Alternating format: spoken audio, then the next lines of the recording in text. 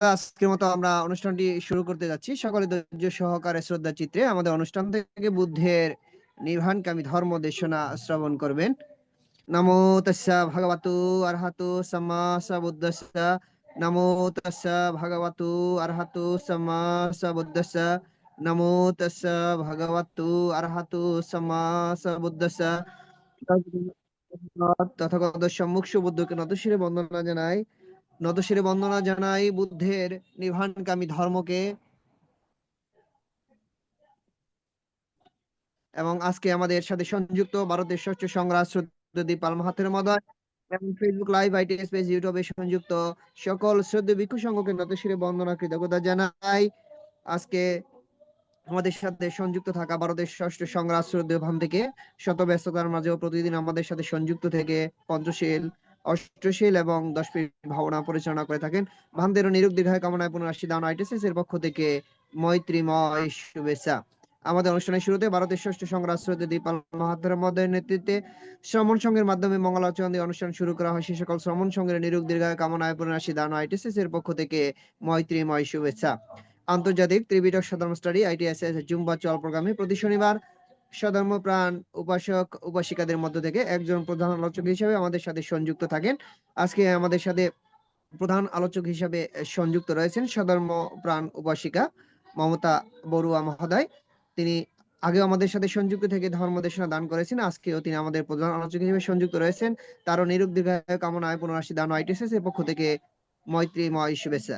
আজকে ধর্মদেশনা শ্রবণ করার জন্য দেশ এবং দেশের বাইরে বিভিন্ন স্থান থেকে সরাসরি জুম প্রোগ্রামে যারা সংযুক্ত হয়েছেন এবং ফেসবুক লাইভ আইটিএস পেজ ইউটিউবে যারা সংযুক্ত রয়েছেন সকলে নিরোগ দীর্ঘায়ু কামনায় পুনরাশি দান আইটিএসএস এর পক্ষ থেকে মৈত্রীময় শুভেচ্ছা। আপনারা সকলে ধৈর্য সহকারে শ্রদ্ধা চিত্রে আমাদের অনুষ্ঠান শেষ অবধি আমাদের সাথে সংযুক্ত থেকে বুদ্ধের নির্বাণকামী ধর্মদেশনা শ্রবণ করবেন এবং আমাদের অনুষ্ঠানটি শেয়ার করবেন, যাতে আপনার শেয়ারের মাধ্যমে অন্য একজন অতি সহজে ধর্ম শ্রবণ করার সুযোগ পাই প্রত্যাশা ব্যক্ত রেখে আজকে আমাদের জুম প্রোগ্রামের উপস্থাপক প্রবীণ সিংহকে অনুষ্ঠান পরিচালনা করার জন্য মৈত্রীময় আমন জানিয়ে আবার উপস্থিত সকলে নিরোগ দীর্ঘায়ু কামনায় পুনরাশি দান আইটিএসএস এর পক্ষ থেকে মৈত্রীময় শুভেচ্ছা। শ্রদ্ধেয় ভিক্ষু সংঘকে আবারও নতশিরে বন্দনা কৃতজ্ঞতা। সকলকে অসংখ্য সাধুবাদ আমাদের সাথে সংযুক্ত হয়ে বুদ্ধের নির্বাণকামী ধর্ম দেশনা শ্রবণ করার জন্য। সাধু সাধু সাধু। শুভ সন্ধ্যা। আজ বিশ্ব ভালোবাসা দিবসে সবার প্রতি ভালোবাসা রইল।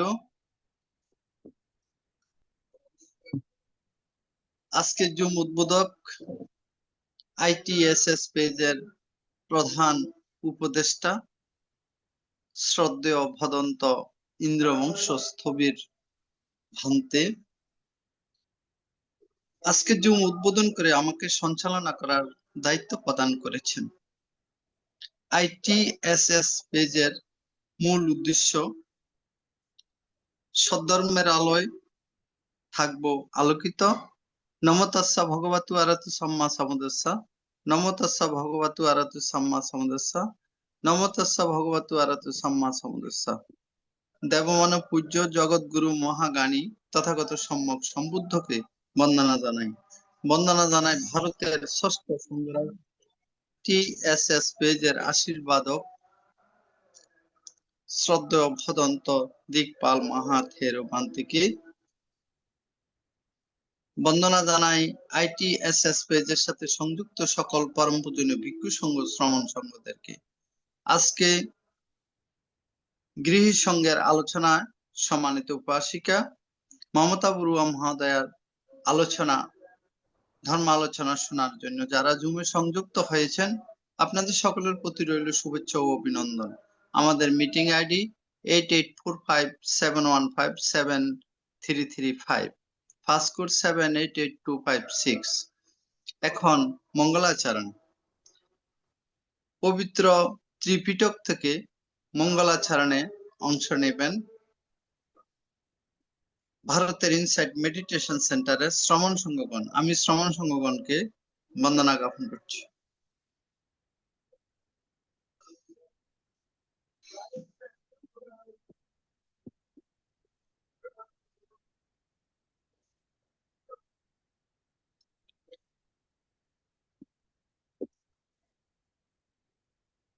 মাইকটা বন্ধ মনে হয়।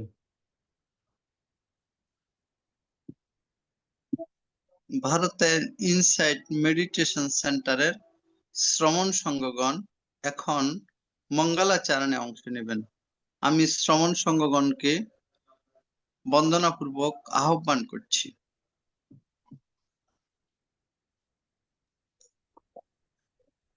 নমো তাস্সা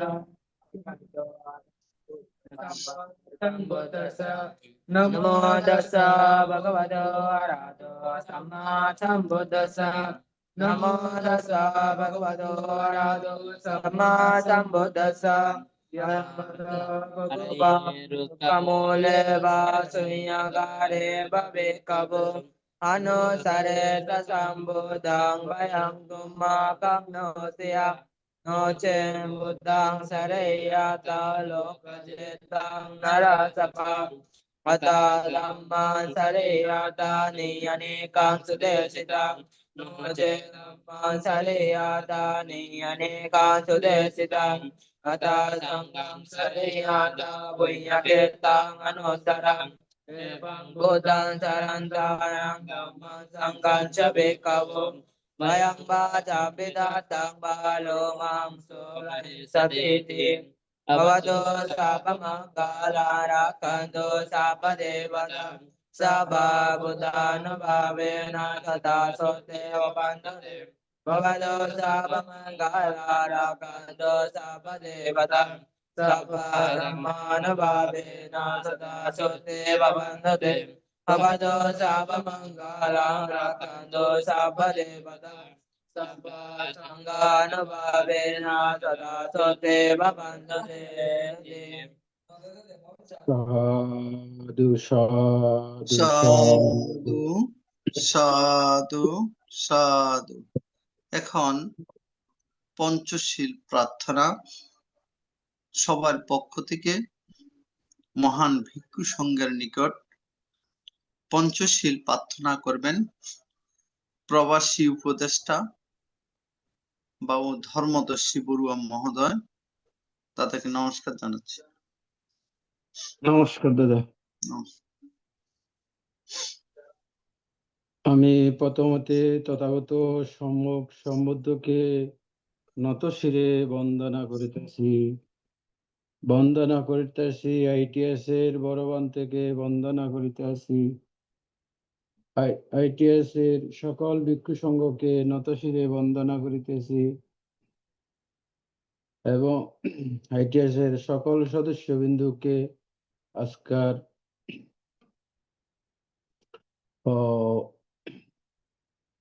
ধন্যবাদ ও নমস্কার দিয়ে আমি পঞ্চশীল প্রার্থনা করিতেছি। সাধু সাধু সাধু। বুদ্ধাং বন্দামি ধম্মাং বন্দামি সংঘাং বন্দামি অহং বন্দামি সর্বদা। দ্বিতীয়ম্পি বুদ্ধং বন্দামি ধম্মং বন্দামি সংঘং বন্দামি অহং বন্দামি সর্বদা। তৃতীয়ম্পি বুদ্ধং বন্দামি ধম্মং বন্দামি সংঘং বন্দামি অহং বন্দামি সর্বদা। উকাশা বন্দামি বন্তে সংঘো দ্বারাতয়েন কতং সব্বং অপরাধং কমাতো ন বন্তে সংঘো। দ্বিতীয়ম্পি Ukasha বন্দামি বন্তে সংঘো ধরাতয়েন কতং সব্বং অপরাধং kamato no bante sango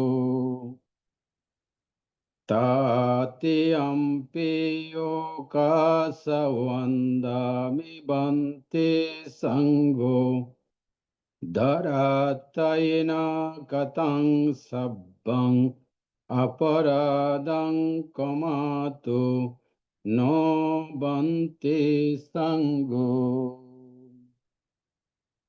okasa mayang bante ti sharano nena shaha pansa silang dhammang yasamang anugangatva silang detame bante dutiyampe mayang bante ti sharananena shaha pansa silang dhammang yasamang anugangatva silang detame bante tatiyampe mayang bante tisharananena shaha pansa silang dhammang yasamang anugangatva silang detame bante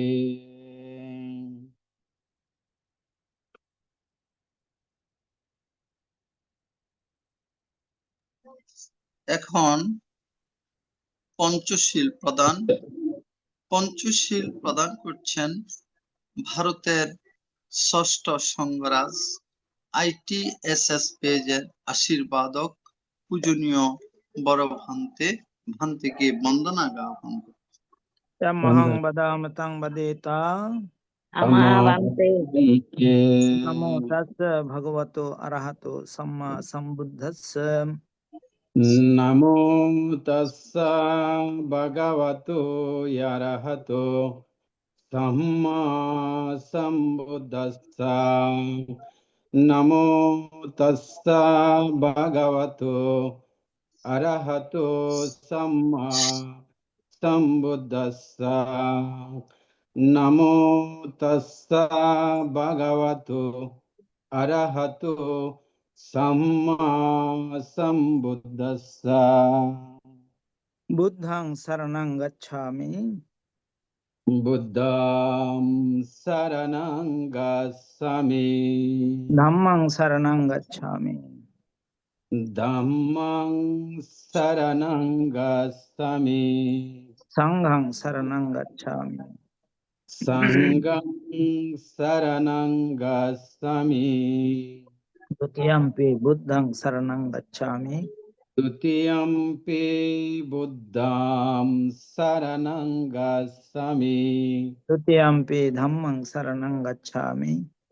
Dutiyampi dhammang saranang gacchami. Dutiyampi sanghang saranang gacchami. Dutiyampi sanghang saranang gacchami.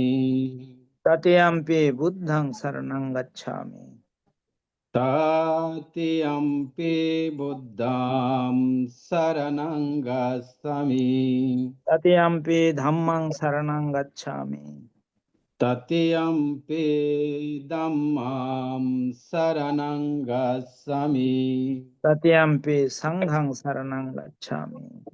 Tatiyampi sanghang saranang gacchami. Saranagamanang sampunnang. Amavante. Panatipata veramani sikkhapadang samadhiyami. Patipata veramani sikkhapadam samadhiyami. Adinnadana veramani sikkhapadang samadhiyami.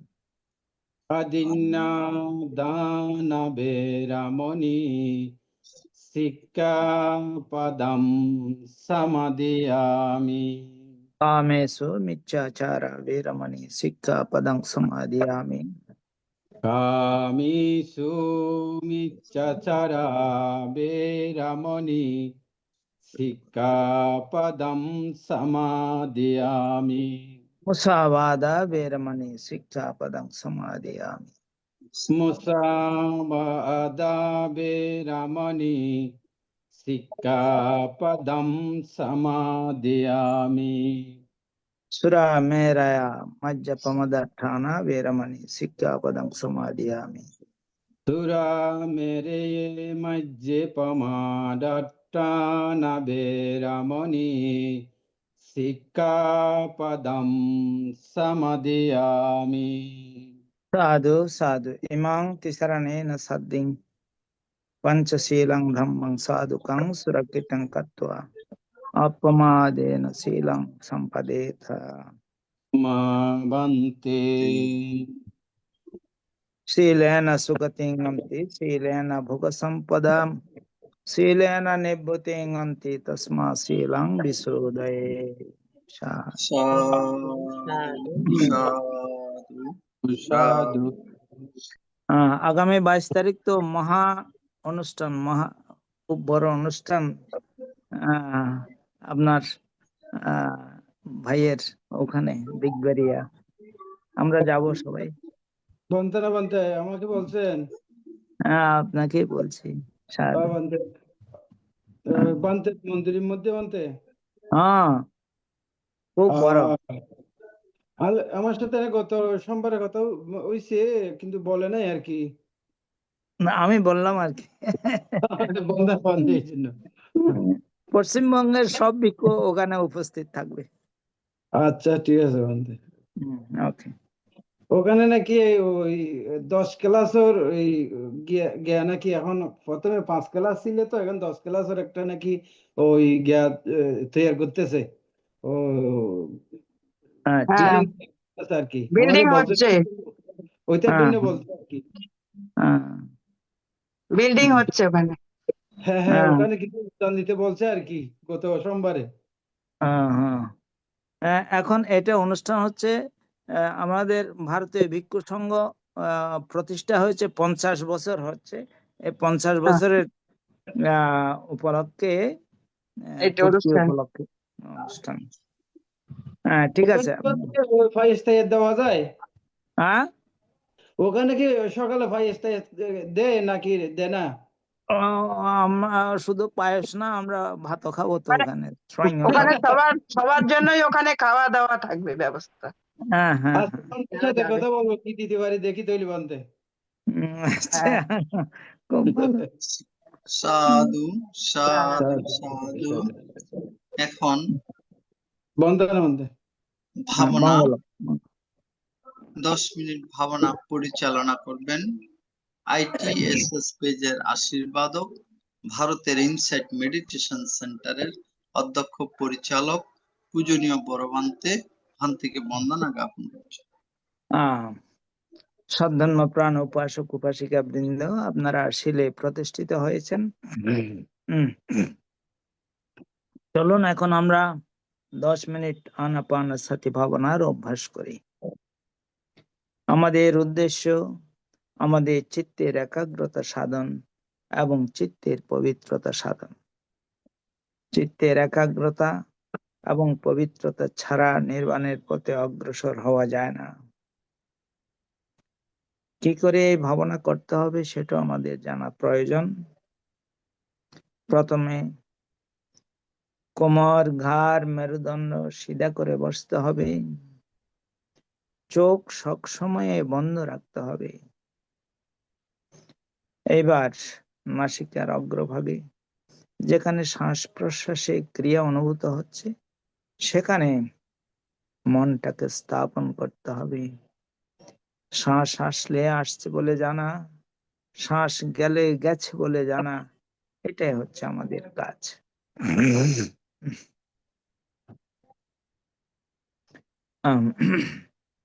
জন্মের পর থেকে এই শ্বাস প্রশ্বাসের ক্রিয়া চলছে, মৃত্যুর পূর্বক্ষণ পর্যন্ত এই শ্বাস প্রশ্বাসের ক্রিয়া চলতে থাকবে। কিন্তু আমরা কখনো এটাকে বিশেষভাবে দেখিনি। এখন আমরা এই শ্বাস প্রশ্বাসের ক্রিয়াকে বিশেষভাবে দেখব। শ্বাস আসলে আসছে বলে জানবো, শ্বাস গেলে গেছে বলে জানবো। ডান নাসিকা দিয়ে শ্বাস এলে, ডান নাসিকা দিয়ে শ্বাস আসছে জানবো। ডান নাসিকা দিয়ে শ্বাস গেলে, ডান নাসিকা দিয়ে শ্বাস যাচ্ছে জানবো। অনুরূপ ভাবে বাম নাসিকা দিয়ে শ্বাস এলে, বাম নাসিকা দিয়ে শ্বাস আসছে জানবো। বাম নাসিকা দিয়ে শ্বাস গেলে, বাম নাসিকা দিয়ে শ্বাস যাচ্ছে জানবো। উভয় নাসিকা দিয়ে শ্বাস এলে, উভয় নাসিকা দিয়ে শ্বাস আসছে জানবো। উভয় নাসিকা দিয়ে শ্বাস গেলে, উভয় নাসিকা দিয়ে শ্বাস যাচ্ছে জানবো। শ্বাস ছোট হয়ে এলে, শ্বাস ছোট হয়ে আসছে জানবো। শ্বাস ছোট হয়ে গেলে, শ্বাস ছোট হয়ে যাচ্ছে জানবো।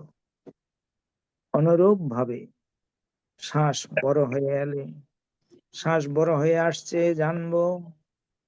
শ্বাস বড় হয়ে গেলে, শ্বাস বড় হয়ে যাচ্ছে জানবো। কেবল জানা, আর কিছুই নয়।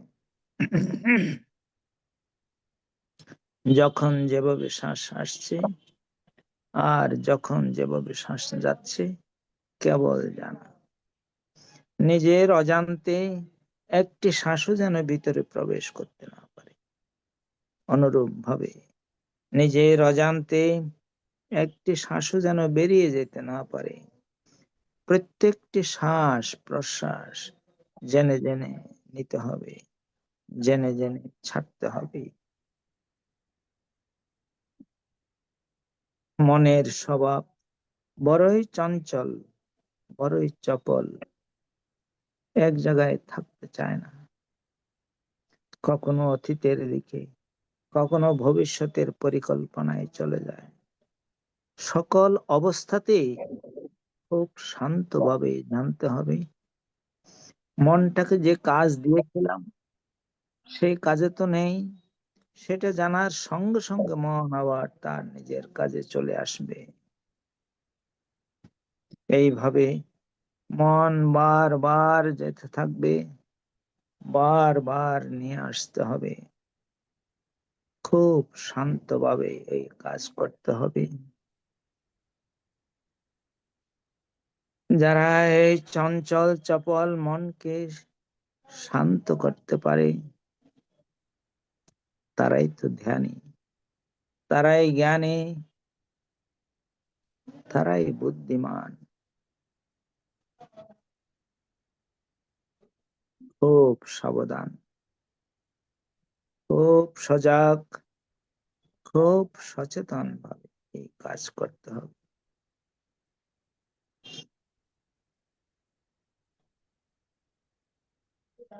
যারা এই শ্বাস প্রশ্বাসের ক্রিয়াকে যথাযথভাবে জানতে পারে, সফলতা তাদের আসবেই, সফলতা আসবে, সফলতা আসবে।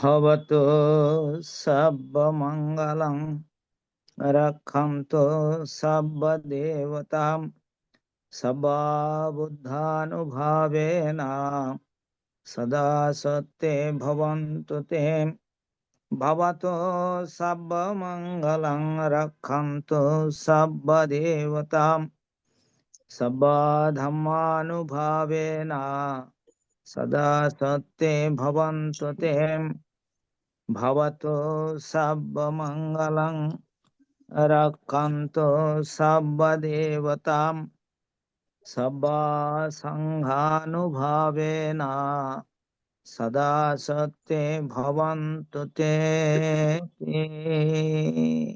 সাধু সাধু সাধু সাধু সাধু। আজকে গৃহী সঙ্গের আলোচনা পূজনীয় আশীর্বাদক ভান্তের পদমূলে বন্দনা রেখে অনুমতি প্রার্থনা করছি গৃহী সঙ্গের আলোচনা অনুমতি প্রদানের জন্য। বন্দনা। সাধু সাধু মঙ্গল হোক। অনুমতি দিলাম। বন্দনা ভাতে। সাধু সাধু। আন্তর্জাতিক ত্রিপিটক সদ্ধর্ম শিক্ষা ITSS জুম ভার্চুয়ালের মাধ্যমে এখন গৃহী সঙ্গের ধর্ম আলোচনা করছেন সুদেশ কবিজ্ঞ ও সদ্ধর্মের পূজারী 130তম আলোচক উপাসিকা মমতা বড়ুয়া মহোদয়া, ভারত। সম্মানিত আলোচক মহোদয়া আজকে আলোচনা করবেন থেরিগাথা থেকে বিশাখা সম্পর্কে। আমি সম্মানিত আলোচক মহোদয়াকে গুরুত্বপূর্ণ আলোচনা করার জন্য আহ্বান করছি। নমস্কার। সাধু সাধু সাধু। 130তম আজকের আলোচনা। নমো তাস্সা ভগবতো অরহতো সম্মা সম্বুদ্ধাস্সা। নমো তাস্সা ভগবতো অরহতো সম্মা সম্বুদ্ধাস্সা। নমো তাস্সা ভগবতো অরহতো সম্মা সম্বুদ্ধাস্সা। প্রথমে জানাই তথাগত গৌতম বুদ্ধকে বন্দনা। এরপরে বড় ভান্তে ষষ্ঠ সম্রাট দিকপাল ভান্তেকে আমার সশ্রদ্ধ বন্দনা জানাই এবং বাকি যে সকল ITSS গ্রুপের ভান্তেরা আছেন ওনাদেরকে আমার মৈত্রীময় এবং শ্রদ্ধার সহিত বন্দনা জানাই।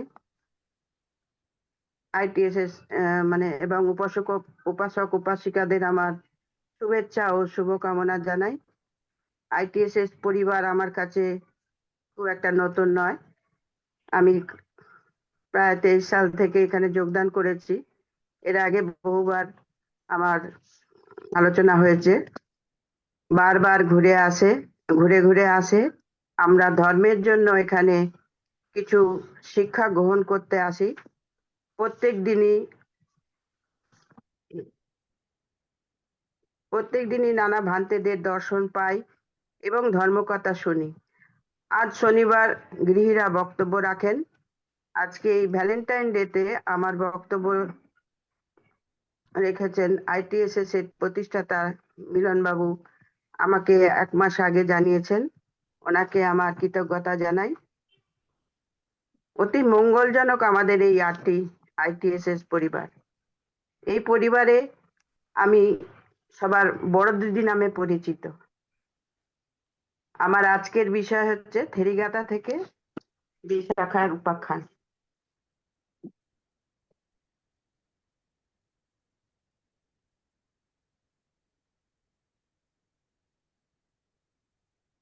অশীতির পর বিশাখা সেদিন জেঠো বোন থেকে প্রার্থনা শেষে তার পরিবার বর্গ নিয়ে বাড়ি ফিরছিলেন।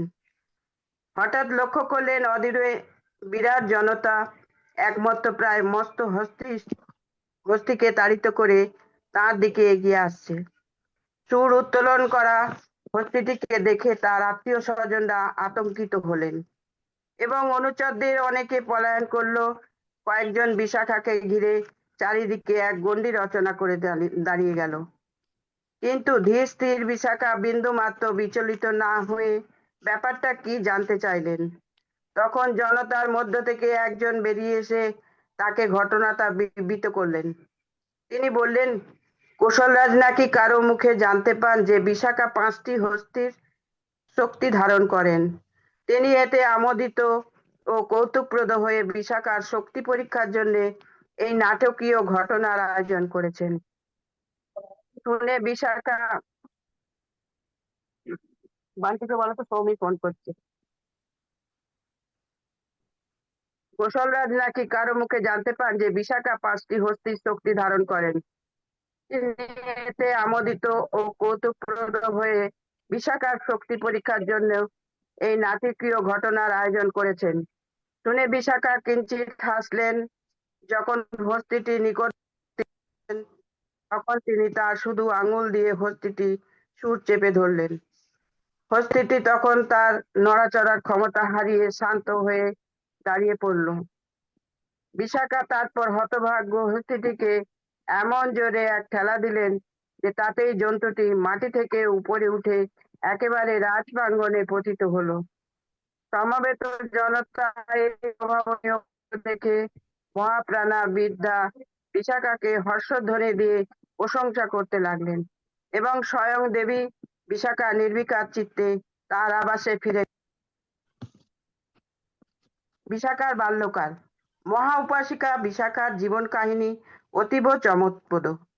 কথিত আছে মাত্র সপ্তম বৎসর বয়সে এই সদ্ধর্মপ্রাণা বালিকা প্রথমবার বুদ্ধ সান্নিধ্যে এসে তার মুখনিসৃত বাণী শ্রবণ করে শতাপত্তি মার্গে উত্তীর্ণ হন। বৌদ্ধ ধর্মের ইতিহাসে এমন ঘটনা যেমনি বিরল তেমনি আশ্চর্যের বিষয় যে একটি সামান্য বালিকা এই অল্প বয়সে আধ্যাত্মিক সোপানের এমন স্তরে উন্নীত হতে পেরেছিলেন। বিশাখার পিতা ছিলেন মহাশ্রেষ্ঠী মেন্ডকের জ্যেষ্ঠ পুত্র ধনঞ্জয়।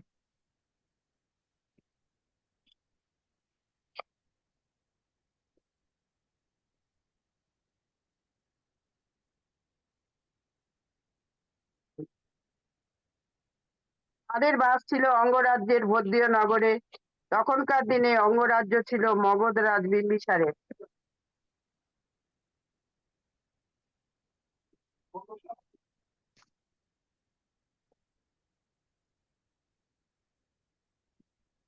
একটু আমি বন্ধ করছি, একটু দাঁড়ান তো।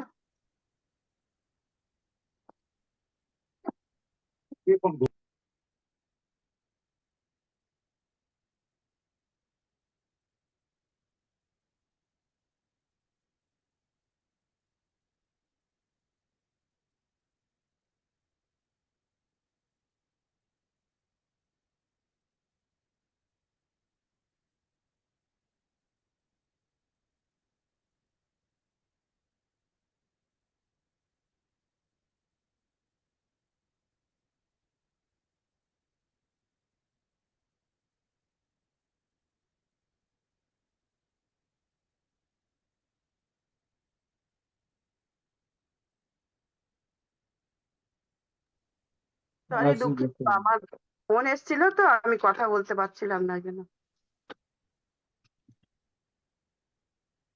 এই রাজ্যে 5জন প্রচুর বিত্তমান ও প্রভাবশালী শ্রেষ্ঠীর বাস ছিল। তাদের মধ্যে মেন্ডক ছিলেন সর্বোপরি। অন্যরা হলেন জটিল, পুণ্যক এবং কাকবলীয়। সবচেয়ে ধনশালী ও বিজ্ঞ হওয়ার কারণে মেন্ডক ছিলেন সমগ্র রাজ্যের কোষাধ্যক্ষ এবং পুত্র ধনঞ্জয় ও কোষাগরের এক অধিকর্তা। এই মেন্ডক শ্রেষ্ঠীর পরিবারে কর্তা সহ আরো 4জন অতি ধর্মপ্রাণ সদস্য ছিলেন। তারা হলেন মেন্ডকের পত্নী চন্দ্রপদুমা, জ্যেষ্ঠ পুত্র ধনঞ্জয়, তার পত্নী সুমনা এবং মেন্ডকের পুরুষ ভৃত্য পুণ্য। বিশাখা ছিলেন এই প্রসিদ্ধ পরিবারের মধ্যমণি। বৌদ্ধ নগরীতে একদিন খবর এলো ভগবান বুদ্ধ অঙ্গরাজ্যের এই প্রান্তে আগমন করেছেন। খবর শুনে নগরীর আপামর জনসাধারণ আনন্দে উদ্বেল হয়ে উঠলেন। প্রভুর বুদ্ধের প্রতি অনেকের শ্রদ্ধার সঙ্গে আনুগত্য ছিল। তারা ভক্তির স্রোতে নিমজ্জিত হয়ে অধীর অপেক্ষায় রইলেন। অন্য ধর্মীরাও বিস্ময় এবং উৎসাহ নিয়ে কৌতূহল প্রকাশ করলেন। শ্রেষ্ঠী মেন্ডকও ভগবানের আগমনকে এক শুভ লক্ষণ মনে করে অতীব আনন্দিত হলেন। ভগবানের আগমন নিকটবর্তী হলে শ্রেষ্ঠী মেন্ডক তার ছোট নাতনি বিশাখাকে ডেকে বললেন, কল্যাণিয়া, আজ আমাদের বড় শুভ দিন, বড় আনন্দের দিন। আজ পরম করুণাময় ভগবান বুদ্ধ আমাদের নগরীতে পদার্পণ করেছেন। তুমি তোমার ৫০০ সহচরী ও সে সঙ্গে আরো ৫০০ দাসীকে নিয়ে ৫০০ রথে প্রভুকে অভ্যর্থনা করার জন্য অগ্রসর হও। আমি পরে আসছি। এই বলে শ্রেষ্ঠী সপ্তমবর্ষীয়া নাতনি বিশাখাকে নিয়ে নির্দেশ দিয়ে প্রেরণ করলেন। বিশাখা পিতামহের কথা মতো সঙ্গীদের নিয়ে ভগবানকে অভিনন্দন ও অভ্যর্থনার জন্য এগিয়ে গেলেন। অল্প বয়স্কা হলেও বিশাখা ভদ্র ব্যবহার ও শ্রদ্ধাশীল শিষ্টাচারে অভিজ্ঞ ছিলেন। তাই কিছু দূর গিয়ে তিনি সঙ্গীগণ সহ রথ থেকে অবতরণ করে অবশিষ্ট পথটুকু পদব্রজে গমন করলেন এবং ভগবানের সম্মুখে উপস্থিত হলেন। তিনি বুদ্ধের সম্মুখে ভূমিতে জানু পেতে বসে সম্মান ও শ্রদ্ধা সহ প্রভুকে বন্দনা করলেন। তারপর এক পাশে দাঁড়িয়ে ধীর স্থির হয়ে বিনীতভাবে অপেক্ষা করতে থাকলেন। ভগবান এই ছোট বালিকার ভক্তি শ্রদ্ধা দেখে পরম আনন্দিত হয়ে তাকে আশীর্বাদ করলেন এবং দণ্ডায়মান অবস্থায় ধর্মের বিশেষ কিছু নীতিবাক্য নিয়ে ব্যাখ্যা করলেন। এই ব্যাখ্যার মহৎ গুণের ফলস্বরূপ বিশাখা ও তার ৫০০ সহচরী সবাই শতাপত্তি ফলপ্রাপ্ত হলেন। কিছুক্ষণ পর শ্রেষ্ঠী মেন্ডকও ভগবানের সম্মুখে উপস্থিত হলেন। যথারীতি অভিবাদন ও প্রীতি সম্ভাষণের পর ভগবানের কাছে ধর্মবাণী শ্রবণ করে তিনিও শতাপত্তি ফল লাভ করলেন। তারপর তিনি ভগবানকে নিজের গৃহে আহারের আমন্ত্রণ জানালেন। ভগবান আমন্ত্রণ গ্রহণ করে শ্রেষ্ঠীর বাড়িতে তার সঙ্গ সহ আহার আদি সম্পন্ন করলেন এবং পরবর্তী ১৫ দিনেও তিনি শ্রেষ্ঠীর বাড়িতে এইভাবে আপ্যায়িত হন। অতিথি সেবা ও পরিচর্যার বিশাখা যে অংশগ্রহণ করেছিলেন তা বলাই বাহুল্য। কিছুদিন পর রাজা প্রসেনজিৎ শ্রেষ্ঠী ধনঞ্জয় ও বিশাখা সহ তার পরিবারবর্গকে নিয়ে শ্রাবস্তির পথে যাত্রা শুরু করলেন। রাজা বিম্বিসার উভয়কে শুভেচ্ছার সঙ্গে বিদায় দিলেন এবং যাত্রার মধ্যে দিনের বেলা পথ চলে রাতের সময় বিশ্রাম নিয়ে যাচ্ছিলেন। তেমনি এক রাতে তারা এক অতি মনোরম স্থানে বিশ্রামের জন্য উপস্থিত হলেন। শ্রেষ্ঠী ধনঞ্জয় রাজাকে জিজ্ঞাসা করলেন, মহারাজ, আমরা এখন কোন রাজ্যে? রাজা বললেন, আমার রাজ্যে। শ্রাবস্তি থেকে কত দূর এই স্থান? ধনঞ্জয় প্রশ্ন করলেন। রাজা বললেন, প্রায় ২০ মাইল।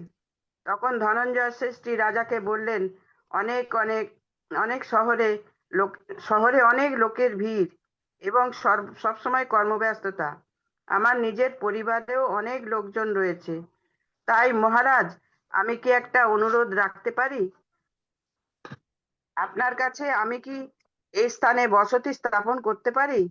রাজা সানন্দে সম্মতি দিয়ে বললেন, তবে তাই হোক। তখন তিনি রাজকর্মচারীদের আদেশ দিলেন, যত সত্বর সম্ভব ওই স্থানে এক ছোট শহর নির্মাণের জন্য। অতঃপর শহর নির্মাণের পর তার নামকরণ করা হলো সাকেত, কেননা এর প্রতিষ্ঠার সময় ছিল সন্ধ্যাবেলা। এইভাবে শ্রেষ্ঠী ধনঞ্জয় নতুন শহর সাকেতে পরিবারবর্গ নিয়ে নতুন বাস গড়ে তুললেন এবং বিশাখাও নতুন পরিবেশে বড় হতে লাগলেন। এইবার বিশাখার বিবাহ।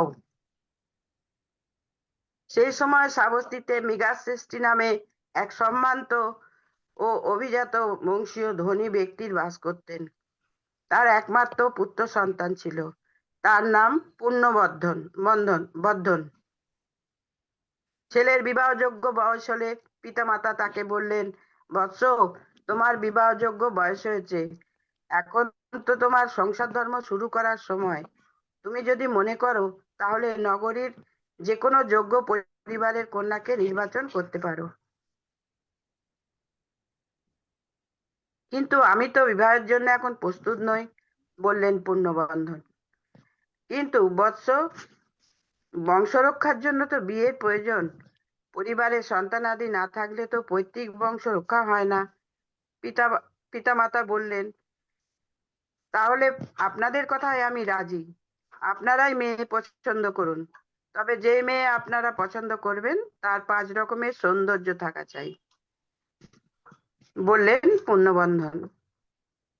পিতা মাতা বিস্মিত ও কৌতূহলী হয়ে প্রশ্ন করলেন, কিন্তু এই 5 রকমের সৌন্দর্য কি কি? ছেলে উত্তর দিলেন, এগুলো হলো কেশ সৌন্দর্য, দেহ সৌন্দর্য, অস্থি সৌন্দর্য, চর্ম সৌন্দর্য ও যৌবন সৌন্দর্য। শুনে পিতা মাতা চমকে গেলেন। তারপর তারা 108 জন পণ্ডিত ব্রাহ্মণকে আমন্ত্রণ করলেন এবং আপ্যায়নের পর তাদের ব্যাখ্যা করে বললেন, আমাদের সন্তান বিয়ে করতে রাজি আছে, তবে কন্যার 5 প্রকার সৌন্দর্য থাকা চাই। এই রকম কন্যার সন্ধান মিলবে কি? ব্রাহ্মণরা সবাই নিশ্চিত রূপে সম্মতির সূচক উত্তর দিলেন। তখন শ্রেষ্ঠী তাদেরকে বললেন, তাহলে আপনাদের মধ্যে থেকে যে কোনো 8 জন রাজ্যের চারদিকে এই কন্যার সন্ধানে গমন করুন। আপাতত এই অর্থ আপনারা গ্রহণ করুন এবং পরে যখন মেয়ের সন্ধান নিয়ে ফিরে আসবেন তখন আপনারা উপযুক্ত পুরস্কার পাবেন। আর যখনই বর্ণনা অনুযায়ী পাত্রী লক্ষ্য করবেন তখনই তার গলায় এই অলংকার পরিয়ে দেবেন। এই বলে তিনি ব্রাহ্মণদের হস্তে 100 সহস্র স্বর্ণ মুদ্রা মূল্যের মণিহার দিয়ে তাদের শুভ বিদায় দিলেন। অতঃপর ব্রাহ্মণরা সেই দেশ বিদেশের নানা শহর নগর পরিক্রমা করলেন, নানা গ্রাম জনপদ ঘুরে বেড়ালেন, কিন্তু 5 সৌন্দর্যের অধিকারিণী কোনো কন্যার সন্ধান কোথাও পেলেন না। অবশেষে হতাশ হয়ে তারা ফেরার পথে সাকেত নগরে উপস্থিত হলেন। সাকেত নগরে সেই দিনটি ছিল এক পরবের দিন। প্রতি বছর ওই দিন শহরে প্রজা দিবস নামে এক উৎসব পালিত হতো। উৎসবের প্রথা ছিল, প্রত্যেক অসমপর্ষা যুবতী ওই দিন জনসমক্ষে দর্শন দিতেন এবং পদব্রজে নদী তীর পর্যন্ত গমন করতেন। ওই সঙ্গে সেই দিনই ক্ষত্রিয় ব্রাহ্মণ সম্ভ্রান্ত ও বিত্তবান পিতামাতার সম্ভাবনার সন্তানরা সড়কের দুধারে জড়ো হয়ে সুন্দরী কুমারীদের পছন্দ ও মনোনয়ন করতেন।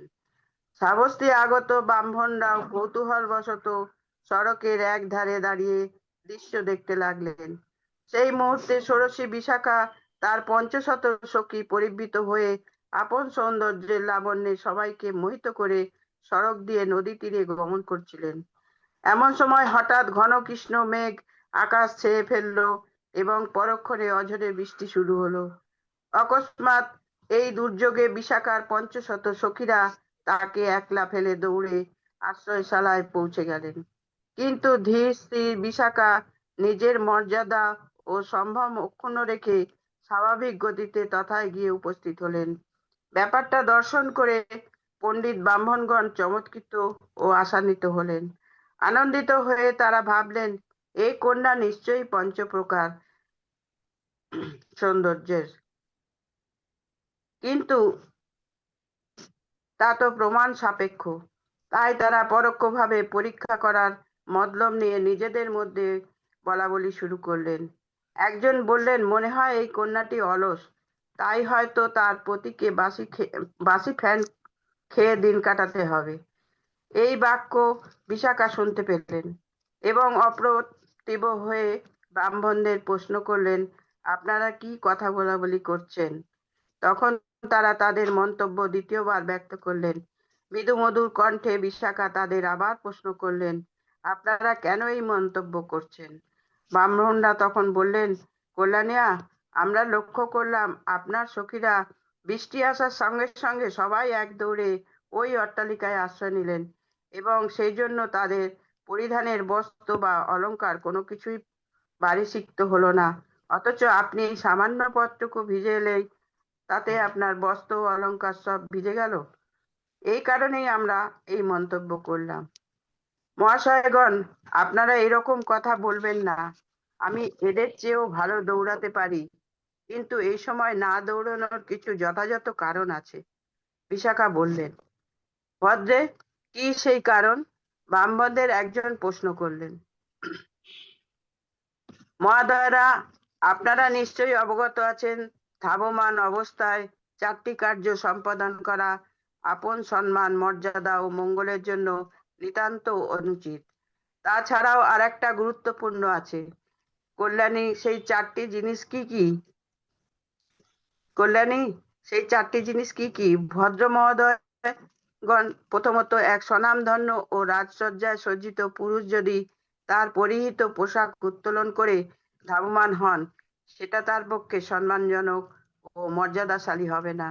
লোকে তাকে দেখে বলবে, এটা কিরকম হলো যে একজন সম্ভ্রমশীল রাজপুরুষ এক সাধারণ গৃহস্থের মতো দৌড়ে বেড়াচ্ছেন। তিনি যদি ধীর গতিতে চলাচল করতে থাকেন, তাহলে তার মর্যাদা ও মঙ্গল হবার অবকাশ আছে। দ্বিতীয়ত, ঠিক সেইভাবে রাজার সুসজ্জিত প্রধান হস্তিটিও যদি দ্রুত গতিতে চলাচল করে, তাতেও অমঙ্গল ও বিপদ হওয়ার সম্ভাবনা রয়েছে। বরং হস্তির স্বাভাবিক ও নিয়ন্ত্রিত গতিতে চললে তাতে মঙ্গলের সঙ্গে তার সমাদর বৃদ্ধি পায়।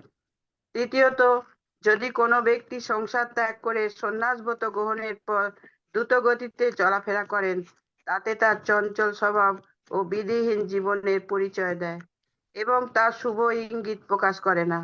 লোকে তাকে দেখে বলবে, এটা কিরকম ব্যাপার যে এই সন্ন্যাসী সাধারণের মতো চঞ্চলমতি হয়ে তাড়াহুড়ো করে বেড়াচ্ছেন। তিনি নিশ্চয়ই উপকৃত হবেন যদি তিনি সুস্থির ও প্রশান্ত গতিতে চলাফেরা করেন। চতুর্থত, কোনো রমণী এই কারণে দ্রুত গতিতে চলাফেরা করলে তাতে কোনো মঙ্গলের সূচনা করে না। নারীর মর্যাদা তার ধৈর্য সম্ভ্রমে। অন্যথায় লোকে মন্তব্য করবে, এই মহিলার কোনো রুচিজ্ঞান ও লাবণ্য নেই।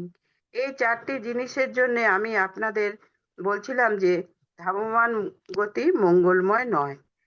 খুবই যুক্তিযুক্তপূর্ণ কথা, কিন্তু ভদ্রে, অন্য যে বিশেষ গুরুত্বপূর্ণ কারণটার কথা বললেন সেটা কি?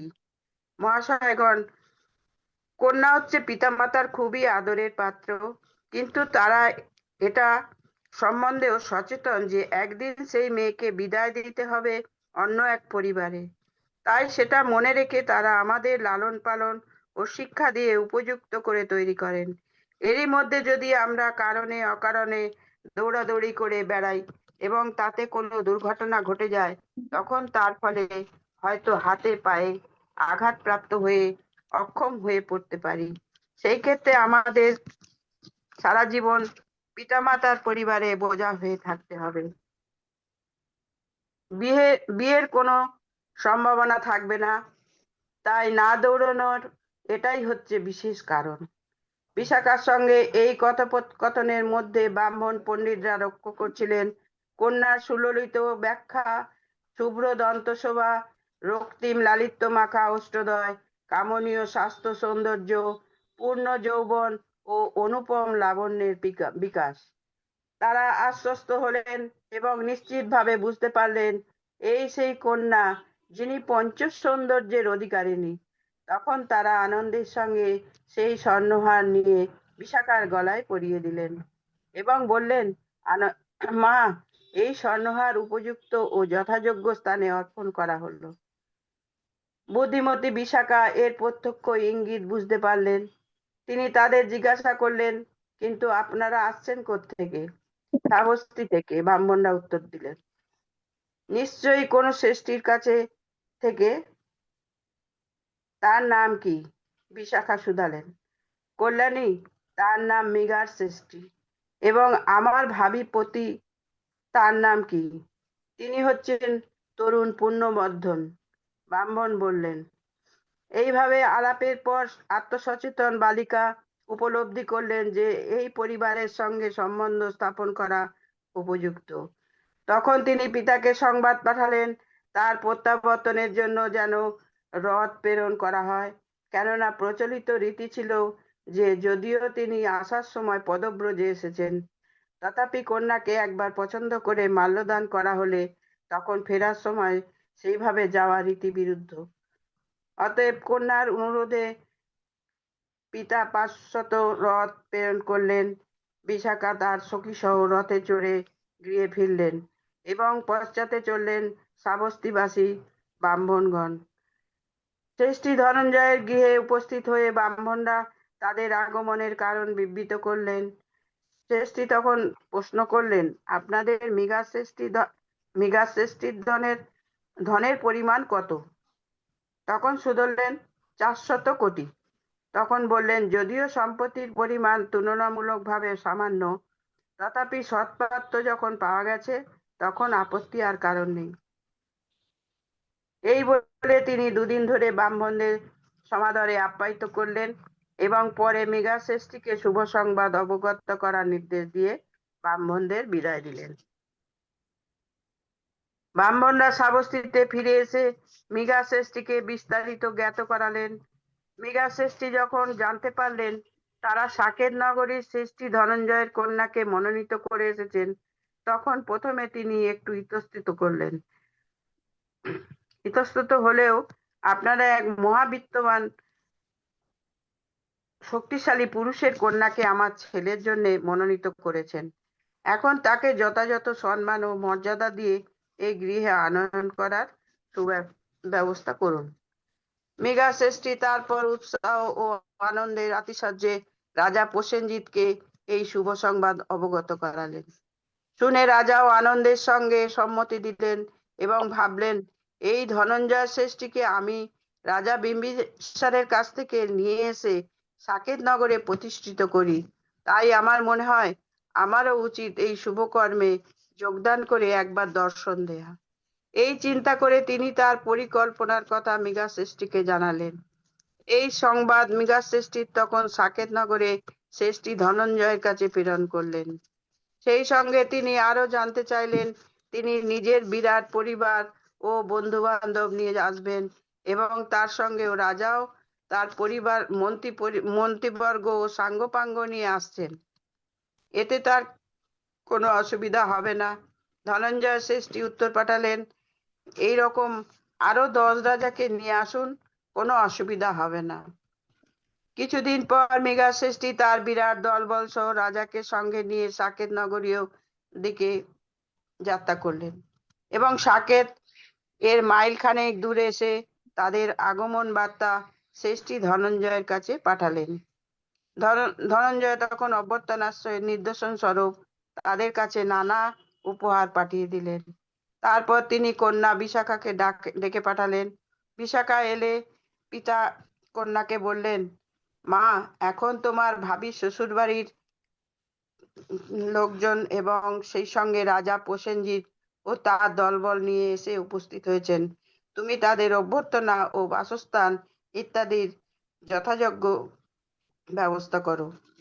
এখন ঘটনাটা হলো, বিশাখা অতি অল্প বয়স্কা হলেও সাংসারিক ব্যাপারে এত বুদ্ধিমতী, পরিণত এবং তীক্ষ্ণ বুদ্ধিসম্পন্না ছিলেন যে পিতা সবসময় মেয়ের মতামত ও প্রস্তাব গ্রহণ করতেন এবং প্রয়োজন মতো মেয়েকে কাজের ভার দিতেন। এই ক্ষেত্রেও পিতা নির্দেশ পেয়ে তিনি চাকর চাকরানি জড়ো করে তাদেরকে যথাযথভাবে কাজের ভার অর্পণ করলেন। এমনকি অভ্যাগতদের পশুদের জন্য বন্দোবস্ত করার উপযুক্ত লোক নিযুক্ত করে দিলেন। সেই দিনই শ্রেষ্ঠ ধনঞ্জয় 500 স্বর্ণকার ডেকে পাঠালেন এবং তাদেরকে 100 সহস্র স্বর্ণ মুদ্রা ও বহুল পরিমাণে রৌপ্য, মণিমুক্ত, প্রবাল, হীরক এবং অন্যান্য মূল্যবান পাথর দিয়ে বললেন, বন্ধুগণ, এই সকল জিনিস দিয়ে আমার মেয়ের বিয়ের জন্য একখানা উত্তম পোশাক তৈরি করুন। এদিকে অতিথিরা এসেছেন, কিছুদিন হলো সেবা যত্নে তারা আনন্দেই আছেন। রাজাও মহা খুশি। আরো কিছুদিন অতিক্রান্ত হলে রাজা ধনঞ্জয় ষষ্ঠীকে বললেন, বন্ধু, এবার মেয়ের বিয়ের ব্যবস্থা করুন। ধনঞ্জয় রাজাকে বললেন, মহারাজ, এই তো সবে বর্ষা শুরু, আপনারা আগামী 4 মাস আমার আতিথ্য গ্রহণ করুন।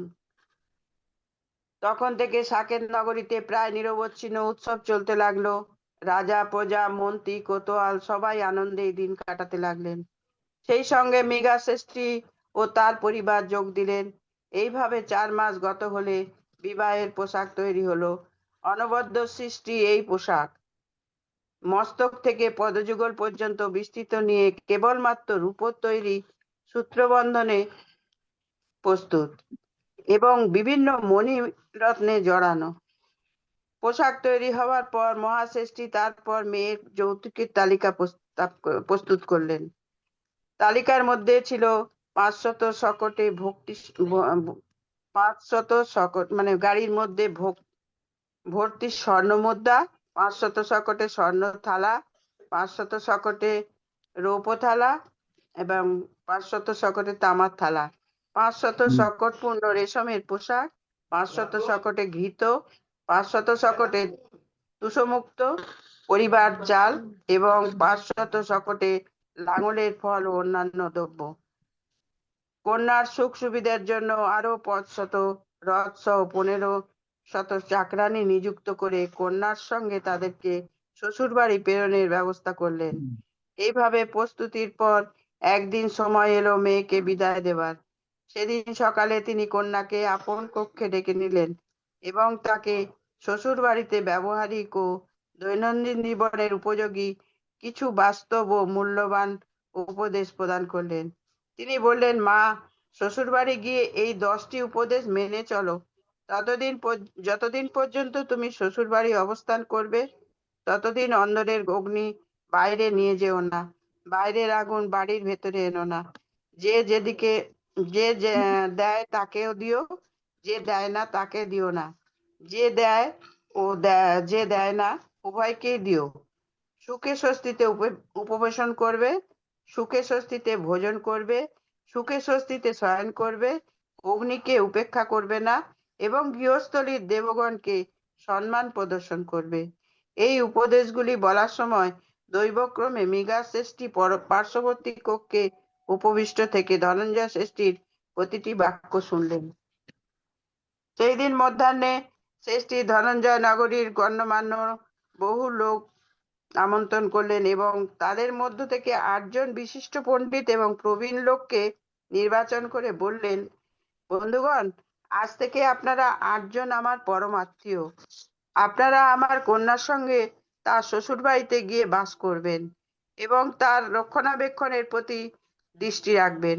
যদি তার প্রতি কোনো অন্যায় বা অবিচার হয় অথবা তার উপর কোনো অকারণ অভিযোগ আরোপ করা হয় তাহলে আপনারা তার বিচার করে সুব্যবস্থা করবেন। তারপর ষষ্ঠী কন্যাকে রাজকীয় বেশে ও কায়দায় সুসজ্জিত এক রথযানে তুলে দিলেন এবং নিজেও বিদায় কন্যার সঙ্গে পাশাপাশি গিয়ে 14টা গ্রাম অতিক্রম করে শেষে অনুরাধাপুর পর্যন্ত এসে রাজা প্রসেনজিৎ ও মৃগা ষষ্ঠীকে ধন্যবাদ জানিয়ে এবং ষষ্ঠীর হাতে মেয়েকে সমর্পণ করে শূন্য হৃদয়ে ও চোখের জলে বিদায় নিলেন। পিতাকে শেষবার প্রণাম করে বিশাখা ও আঁচলে চোখ মুছলেন। শ্রাবস্তীর প্রবেশদ্বারের নিকটবর্তী হলে বিশাখা চিন্তা করলেন, আমি কি এই জাঁকালো পোশাক পরে আবৃত হয়ে রথে উপবিষ্ট থাকবো, না উঠে দাঁড়িয়ে সবাইকে দর্শন দেব? তারপর আবার ভাবলেন, আমি যদি রথের মধ্যে উপবিষ্ট থাকি তাহলে শ্রাবস্তীর নগরীরা আমার এই উত্তম কনের পোশাক দেখতে পাবেন না। সুতরাং তিনি আসন থেকে দাঁড়িয়ে পড়লেন যাতে নগরীর সমবেত সবাই তাকে ভালোভাবে দেখতে পান। নগরবাসীরা সত্যই তাকে দেখে মুগ্ধ হলেন, আনন্দে মুখর হলেন, তাকে স্বাগত জানালেন এবং আপন ভেবে তাকে সাদরে অভ্যর্থনা করলেন। এইরূপ জাঁকজমক ও আনন্দধ্বনির মধ্যে বিশাখা নগরীর পূর্ব প্রান্তে ষষ্ঠী মৃগালের বাড়িতে বধূরূপে প্রবেশ করলেন। ষষ্ঠীর বাড়িতে এসে তখন আনুষ্ঠানিকভাবে কুমার পুণ্যবন্ধনের সঙ্গে বিশাখার বিবাহ বন্ধন সম্পূর্ণ হলো। নগরীর প্রায় প্রতিটি গৃহ থেকে ক্ষমতা ও সামর্থ্য অনুযায়ী বিশাখার জন্য উপহার এলো, কিন্তু তিনি উপহারের একটিও নিজে না রেখে নগরীর ধনী দরিদ্র নির্বিশেষে সবাইকে ওইসব উপহার বিতরণ করে দিলেন। বিশাখার প্রতি নগরবাসীর ভালোবাসা ও শ্রদ্ধা আরো বৃদ্ধি পেল। বিয়ের দিনের কাজকর্ম, উৎসব অনুষ্ঠান সমাপ্ত হলে নিশাগমে সবাই বিশ্রাম নিচ্ছিলেন। হঠাৎ মধ্যরাত্রে বিশাখার চাকরানী এসে খবর দিল তার পিতার দত্ত এক উৎকৃষ্ট জাতের ঘোড়া এক শাবক প্রসব করেছে। একটা ঘোড়া একটা শাবক প্রসব করেছে। তখন তিনি সঙ্গে সঙ্গে বিশাখা দাসীদের সঙ্গে নিয়ে আস্তাবলে গমন করলেন এবং ঘটকিকে যত্ন সহকারে পরিচর্যা করে তাকে অনেকটা সুস্থ সবল করে তুললেন। রাত্রি শেষে তিনি ফিরে এলেন পরিচর্যা সমাপ্ত করে। এইভাবে সাকেত নগরীর শ্রেষ্ঠ কন্যা শ্রাবস্তীর আরেক শ্রেষ্ঠীর গিয়ে আপন মর্যাদা, সম্মান ও সহৃদয়তার ছাপ স্পষ্টরূপে তাকে দিয়ে তার বিবাহিত জীবন শুরু করলেন। মৃগার মাতার এবার উপাধি লাভ। সেই সময় শ্রাবস্তীর মৃগার শ্রেষ্ঠী ছিলেন নগ্ন সন্ন্যাসীদের ভক্ত উপাসক। তাই তিনি ছেলের বিবাহ উৎসবে নগ্ন সন্ন্যাসী ও তাদের সাঙ্গপাঙ্গদের আমন্ত্রণ করেন এবং তাদের সম্মান ও মর্যাদা দিয়ে আপ্যায়িত করেন। অথচ তখন ভগবান বুদ্ধ জেতবনে অবস্থান করছিলেন। তিনি বুদ্ধকে সম্পূর্ণরূপে অগ্রাহ্য করলেন। বিশাখার বিবাহের কয়েকদিন পর একদিন মৃগার 500 উলঙ্গ সন্ন্যাসীদের এক দলকে তার বাড়িতে আহারের জন্য নিমন্ত্রণ করলেন। নির্ধারিত সময় তারা উপস্থিত হলে শ্রেষ্ঠী বিশাখাকে খবর দিলেন যেন তার নবপুত্রবধূ এসে এই সকল ঋষিতুল্য সিদ্ধ পুরুষদের ভক্তি ও শ্রদ্ধা প্রদর্শন করলেন। শ্বশুর মহাশয়ের নির্দেশে বিশাখা আনন্দের সঙ্গে তাদের দর্শনে এসে কিংকর্তব্য বিমূঢ় ও মর্মাহত হলেন। সন্ন্যাসীদের বস্ত্রশূন্য ও লজ্জাহীন অবস্থায় দর্শন করে তিনি খুবই অপমানিত ও বেদনাহত বোধ করলেন এবং বললেন, আমার শ্বশুর মহাশয় আমাকে সিদ্ধ পুরুষ ঋষি দর্শন করার জন্য আহ্বান করেছেন, কিন্তু সম্পূর্ণ নগ্ন ও সম্ভব শূন্য এই সন্ন্যাসীরা কি করে শ্রদ্ধা ও ভক্তির পাত্র হতে পারে? এই বলে বিশাখা বিমর্ষ ও বিরক্ত হয়ে অন্দরমহলে ফিরে গেলেন। নগ্ন সন্ন্যাসীরা ব্যাপারটা আন্দাজ করে ক্ষুব্ধ হয়ে শ্রেষ্ঠীকে নানাভাবে নিন্দা ও ভর্ৎসনা করতে লাগলো এবং উচ্চস্বরে বলল, শ্রেষ্ঠী, আপনি আপনার ঘরে এক মন্দ নারীকে নিয়ে এসেছেন। এই মেয়ে সমন গৌতমের শিষ্যা। আপনি কি আর কোথা থেকে অন্য মেয়ে জোগাড় করতে পারেননি? এক্ষুনি তাকে এখান থেকে বিদায় করুন। শ্রেষ্ঠী যদিও তাদের কথা শুনলেন, কিন্তু তিনি তাদের কথায় কাজ করতে পারলেন না, কেননা তিনি অবগত আছেন মেয়ের পিতা রাজসখা ও এক শক্তিশালী ব্যক্তি। অতএব তিনি সন্ন্যাসীদের শান্ত করে বিদায় দিলেন। তারপর শ্রেষ্ঠী উঁচু এক খাবারের টেবিলে স্বর্ণপাত্রে মিষ্টি পায়েস ভোজনে নিবিষ্ট হলেন। ঠিক সেই সময় একজন বুদ্ধ শিষ্য ভিক্ষু ভিক্ষান্ন সংগ্রহের জন্য প্রাঙ্গণে প্রবেশ করলেন। বিশাখা তখন শ্বশুর মশাইয়ের সেবায় নিযুক্ত থেকে তাকে পাকা করছিলেন। তিনি বৌদ্ধ ভিক্ষুকে একদৃষ্টিতে লক্ষ্য করে ভাবলেন, আমার পক্ষে ভিক্ষুর আগমন আমার শ্বশুরের কাছে ঘোষণা করা উচিত হবে না। তাই তিনি কৌশলে সেই স্থান থেকে সরে গেলেন, যাতে শ্রেষ্ঠী নিজেই ভিক্ষুকে দেখার সুযোগ পান। কিন্তু তিনি ভিক্ষুকে সম্পূর্ণ অবজ্ঞা করে না দেখার ভান করে আহারে রত হলেন। এইভাবে বেশ কিছুক্ষণ সময় গত হলে বিশাখা আপন শ্বশুরের অভদ্র ব্যবহারে প্রায় ক্ষুব্ধ হয়েই বললেন, শ্রদ্ধেয় ভান্তে, আপনি এখন চলে যান, কেননা আমার শ্বশুর মহাশয় এখন বাসি খাদ্য ভোজন করছেন। এই কথা শুনে শ্রেষ্ঠী ভয়ানক রেগে গেলেন, আহার বন্ধ করে দিলেন রেগে গিয়ে, এবং উচ্চস্বরে চিৎকার করে বললেন, এই হতভাগা মেয়ে প্রথমে আমার গুরুদেবকে অপমানিত করলো এবং আমি এখন বাসি খাদ্য খাচ্ছি বলে আমাকে অপদস্থ করছে। উৎসবের দিনে আজ আমাকে এইভাবে অবমাননা করা একেবারেই অসহ্য। একে এখনই আমার গৃহ থেকে বহিষ্কার করো। কিন্তু তার এই আদেশ শুনে সবাই স্তব্ধ হয়ে চুপ হয়ে গেল। বিশাখা শ্বশুরের ভয়ানক হুংকার শ্রবণ করে তার সম্মুখে এসে বললেন, পিতা, আমি তো এমন ভাবে এই বাড়ি ত্যাগ করতে পারি না। আমি এক সাধারণ ঘরের মেয়ে নই যে আপনি ইচ্ছা করলেই আমাকে বাড়ি থেকে বহিষ্কার করে দেবেন। এই জন্যই আমার পিতা 8 জন সম্ভ্রান্ত বিজ্ঞ লোক নিযুক্ত করে আমার সঙ্গে এখানে পাঠিয়েছেন। আপনি তাদের আহ্বান করুন এবং তারা যদি বিচার বিবেচনা করে আমার অন্যায় হয়েছে বলে ধার্য করেন, তাহলে আমি বাড়ি চলে যাব। শেষটি তারপর 8 জন পণ্ডিতকে ডেকে পাঠালেন। তারা উপস্থিত হলেন। তাদের বললেন, আপনাদের এই মেয়ে আমাকে অপমান করেছে, আমার গুরুজনদের সামনে অপদস্থ করেছে এবং পরে যখন পায়েস খাচ্ছিলাম তখন আমি বাসি খাদ্য খাচ্ছি বলে প্রচার করেছেন। আপনারা বিচার করে তাকে দোষী সাব্যস্ত করুন এবং এই গৃহ থেকে বহিষ্কার করুন। প্রিয় ভদ্রে, তুমি কি ওদের গুরুদের সামনে অপদস্থ করেছো? তখন বিশাখা শেষ্ঠীর উলঙ্গ গুরুদের ব্যাপার সম্বন্ধে বললেন। তাতে পণ্ডিতগণ নিজেরাও লজ্জিত হয়ে শেষ্ঠীকে বললেন, মহাশয়, উলঙ্গরা সন্ন্যাসী হোক বা সিদ্ধ পুরুষই হোক, তার উলঙ্গ এবং সম্যমহীন তারা কোনো সম্ভ্রান্ত পরিবারের বধূ বা কন্যাকে নগ্ন লোকের সামনে উপস্থিত হতে আদেশ করা কি সম্যমহীনতার পরিচয় নয়? তখন শেষটি কিছুক্ষণ নীরব থেকে বললেন, তাহলে যে আমি বাসি খাদ্য খাচ্ছি বলে প্রচার করেছে তার কি হলো? ভদ্রে, তুমি তাকে এইভাবে বলেছো? আমি তেমন ভাবে বলিনি।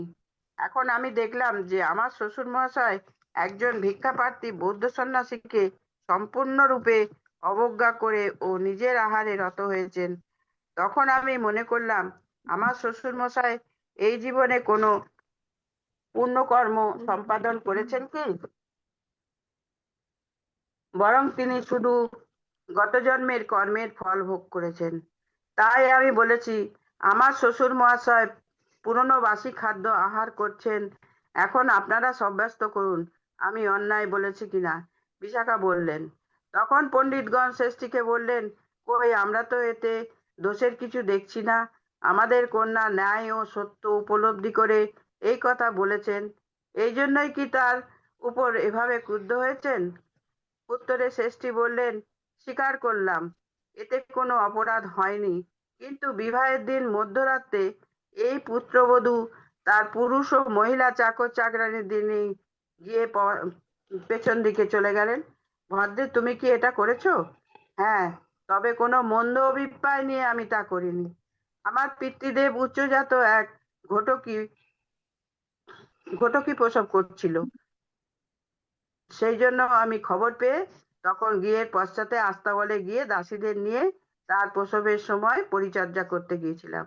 শেষ্ঠীবর, আমাদের কন্যা আপনার গৃহস্থলীর এমন এক কার্য সম্পাদন করেছেন যা আপনার দাসীরাও করতে অস্বীকৃত হবে। এতে আপনি কি দোষ আবিষ্কার করলেন? তখন শেষ্ঠী বলল যে, স্বীকার করলাম এতেও কোনো অপরাধ হয়নি, কিন্তু আমার গিয়ে আগমনের দিন তার পিতৃদেব তাকে 10টি নির্দেশ প্রদান করেছিলেন, যার অর্থ আমার কাছে অবদ্ধ ও সন্দেহজনক মনে হয়েছিল। আমাকে সেগুলো ব্যাখ্যা করে বলুন। যেমন পিতা বলেছেন, অন্দরে অগ্নি বাইরে নিও না, বাইরের অগ্নি অন্দরে নিও না। এটা কি করে সম্ভব? সময়ান্তরে প্রতিবেশীকে অগ্নি দিয়ে সাহায্য না করে সদ্ভাব রক্ষা করা যায়?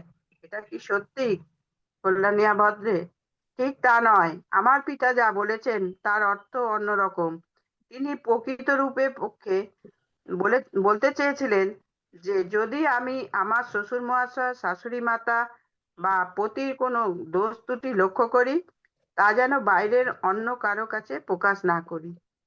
মহাশয়গণ, তবে তার পিতা আবার বলেছেন যে বাইরের অগ্নি গৃহের অভ্যন্তরে যেন না নিয়ে আসা হয়। ইহা কি সম্ভব যে আমাদের গৃহে আগুন যদি নিভে যায় তবে বাইরের কোথাও থেকে আগুন নেওয়া যাবে না? উত্তরে বিশাখা বললেন, এটার মানেও ঠিক তাই নয়। আমার পিতৃদেব যা বলতে চেয়েছেন তা হলো এই যে যদি কোনো আত্মীয় বা প্রতিবেশী যে কোনো কারণে আমার শ্বশুর বাড়ির কারো সম্বন্ধে কোনো মন্তব্য করেন মন্দ, তাহলে তা যেন বাড়িতে এসে কাউকে প্রকাশ না করি। এরপর শেষটি বললেন, তাহলে তার পিতা যে অন্য সব নির্দেশ দিয়েছেন সেইগুলির অর্থ কি? বিশাখা তখন একে একে তার পিতার সব বক্তব্য বুঝিয়ে দিয়ে বললেন, যখন আমার পিতা আমাকে বললেন যে দেবে তাকে তুমি দেবে, এর অর্থ হলো যে ঋণ নিয়ে পরিশোধ করবে তাকে সাহায্য করবে, যে দেয় না তাকে দিও না। এর অর্থ যে ঋণ নিয়ে পরিশোধ করবে না তাকে সাহায্য করবে না, যে দেবে এবং দেবে না তাকেও দিও। তার মানে যদি কোনো দরিদ্র আত্মীয় বা বন্ধু ঋণের জন্য আসে তাকে দিও, তার পরিশোধের ক্ষমতা আছে কিনা তা বিচার করো না, স্বস্তিতে উপবেশন করো। এর অর্থ হলো যখন বাড়ির বয়স্ক গুরুজনকে সামনে দেখবে তখন আসন ছেড়ে উঠে দাঁড়িয়ে পড়বে এবং তারা না বসা পর্যন্ত দণ্ডায়মান থাকবে। স্বস্তিতে আহার করবে, তার অর্থ হচ্ছে বাড়ির গুরুজন ও স্বামীর সঙ্গে আহার করবে না, তাদের আহারের পর এবং তাদের অন্য চাহিদা পূরণ করে তবে তুমি আহার করবে। স্বস্তিতে শয়ন করবে এবং এর অর্থ হলো স্বস্তিতে শয়ন করবে, এর অর্থ হলো বাড়ির গুরুজনদের আগে শয়ন করবে না, তাদের বিভিন্ন পরিচর্যা সমাপ্ত করে তবে নিজে শয্যা নিও। অগ্নিকে উপেক্ষা না করে সেবা করো, এর অর্থ হলো যে গুরুজনকে অগ্নিসম মনে করে সেবা যত্ন করো, উপেক্ষা করো না এবং সবশেষে পারিবারিক দেবতাদের সম্মান করবেন। এর মানে হলো বাড়ির গুরুজনদের দেবতা জ্ঞানে ভক্তি ও সম্মান প্রদর্শন করবেন। ব্যাখ্যা শুনে মৃগা শেষটি আর কোনো মন্তব্য করার সুযোগ না পেয়ে অধমুখে চুপ করে রইলেন। পণ্ডিতগণ তখন তাকে জিজ্ঞাসা করলেন, শেষ্ঠীবর, এখন আমাদের কন্যার বিরুদ্ধে আপনার আর কোনো অভিযোগ আছে কি? শেষটি কেবল মাথা নাড়লেন।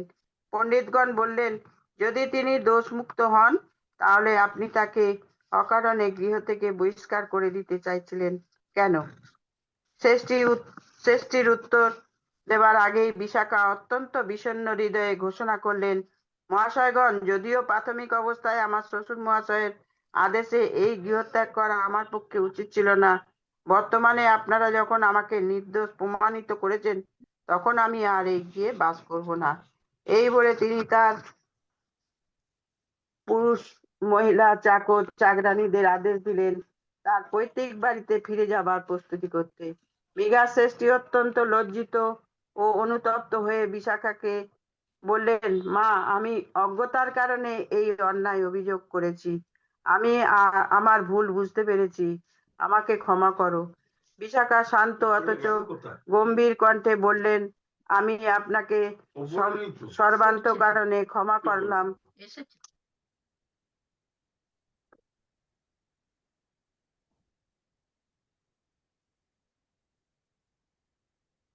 তার সঙ্গকে আমন্ত্রণ ও উপস্থিত এক দৈনন্দিন ব্যাপার। যদি আমার ইচ্ছে মতো আমি ভগবান বুদ্ধ ও ভিক্ষু সঙ্গকে আমন্ত্রণ ও আপ্যায়ন করতে পারি তবেই আমি আপনার গৃহে অবস্থান করতে রাজি আছি। তারপরে ভগবান আপন মনে পর্দার বাইরে, সড়কের বাইরে, পর্বতের ওপারে, ধরিত্রীর অন্য পারে যেখানেই বসুক না কেন আমার বাণী সর্বত্রই শোনা যাবে। মানে এমন জায়গায় ওনাকে বসিয়েছেন। শেষটি সানন্দে বিশাখার প্রস্তাব মেনে নিলেন। বিশাখা যেতবনে অবস্থানকারী ভগবানকে পরের দিনে আহারের জন্য আমন্ত্রণ করলেন। ভগবান পরদিন উপস্থিত হলে বিশাখা প্রভুকে সানন্দে ও সাদরে অভ্যর্থনা জানালেন এবং প্রাণের শ্রদ্ধা ও ভক্তি দিয়ে বন্দনা করে বললেন, শুভ সম্ভাষণ করলেন। আহার গ্রহণের পূর্বে তিনি শ্বশুরের কাছে খবর পাঠালেন যাতে তিনি এসে খাদ্য পরিবেশনে অংশগ্রহণ করেন, কিন্তু সেই সময় তার শ্বশুরের সঙ্গে ওই নগ্ন সন্ন্যাসীরা এসে উপস্থিত হয়েছেন। নিরুপায় শেষটি তখন বিশাখার কাছে খবর পাঠালেন যে তিনি বিশেষ কাজে ব্যস্ত আছেন, তাই এখন আসতে পারছেন না। তখন বিশাখা একলাই ভগবানকে আহার্য পরিবেশন করালেন। আহার সমাপ্ত হলে তিনি আবার শ্বশুরের কাছে খবর পাঠালেন বুদ্ধের ধর্মদেশনা শ্রবণ করার জন্য। শেষটি তখন চিন্তা করলেন, এখন যদি না যাই তবে তা খুবই অশিষ্টতার পরিচয় হবে। তাই তিনি যেতে প্রস্তুত হলেন। তাছাড়া তিনি নিজেও বুদ্ধের দেশনা শুনতে উৎসুক ছিলেন। কিন্তু নগ্ন সন্ন্যাসীরা তখন বাধা দিয়ে বললেন, আপনি দেশনা শুনতে পারবেন একটু পর্দার আড়াল থেকে। শেষটি তখন একটা ওই ঘরের পর্দা টাঙিয়ে দিলেন সন্ন্যাসীরা। তারপরে তিনি শেষটিকে পর্দার বাইরে বসিয়ে দিলেন। ভগবান আপন মনে বললেন, পর্দার বাইরে, সড়কের বাইরে, পর্বতের ওপারে, ধরিত্রীর অন্য পারে, যেখানেই বসুক না কেন আমার বাণী সবসময় সব জায়গাতেই শোনা যাবে। অতএব সর্বজ্ঞ বুদ্ধ দেশনার পর দেশনা করে যেতে লাগলেন যেন স্বর্গীয় অমৃত বর্ষণ। মধুর ধর্মভাষ্যে সমবেত নারী পুরুষ মোহিত হলেন, উদ্বুদ্ধ ও স্বধর্মে অনুপ্রাণিত হলেন। এমনকি ব্রহ্মলোকের দেবতারাও আনন্দ বিপুত হলেন। উৎসুক মৃগা সৃষ্টি পর্দার পিছন থেকে ভগবানের প্রতিটি কথা, প্রতিটি বাক্য অন্তরের সমস্ত শ্রদ্ধা ও মনোযোগের সঙ্গে শ্রবণ করলেন। তার অন্তরে গভীর প্রভাব বিস্তার করলো। তিনি অভিভূত হয়ে ত্রিশরণের প্রতি স্থিরীকৃত হলেন এবং মুহূর্তের মধ্যে শ্রোতাপত্তি মার্গে প্রতিষ্ঠিত হলেন। পরক্ষণে শেষটি পর্দা সরিয়ে বেরিয়ে এসে ভগবানের সম্মুখীন হয়ে তাকে বন্দনা করে বললেন, প্রভু, আমি মৃগার। এতদিন আমি ঘোর অজ্ঞতায় নিমজ্জিত ছিলাম। এখন আমি জ্ঞানের সন্ধান পেয়েছি এবং তা সম্ভব হয়েছে কেবলমাত্র আমার এই পুত্রবধূর কল্যাণে। বাস্তবিকই আমার সর্বময় মঙ্গল ও কল্যাণের জন্য এই পুত্রবধূ আমার গৃহে আগমন করেছে। তাই আজ থেকে এই পুত্রবধূ হোক আমার আপন মাতা এবং তার নতুন নাম হোক মৃগার মাতা। ভগবানও শেষটির অনুরোধে সম্মতি দিলেন।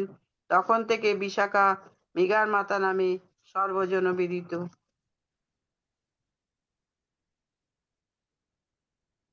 এখনো অনেকটা আছে, পড়বো? আর আর 3 পাতা আছে। হ্যাঁ, বলেন। পূর্বারাম বিহার প্রতিষ্ঠা করার সময় কথা এখানটা। এক সময় শ্রাবস্তিতে সপ্তাহব্যাপী এক মহা উৎসব উদযাপিত হচ্ছিল।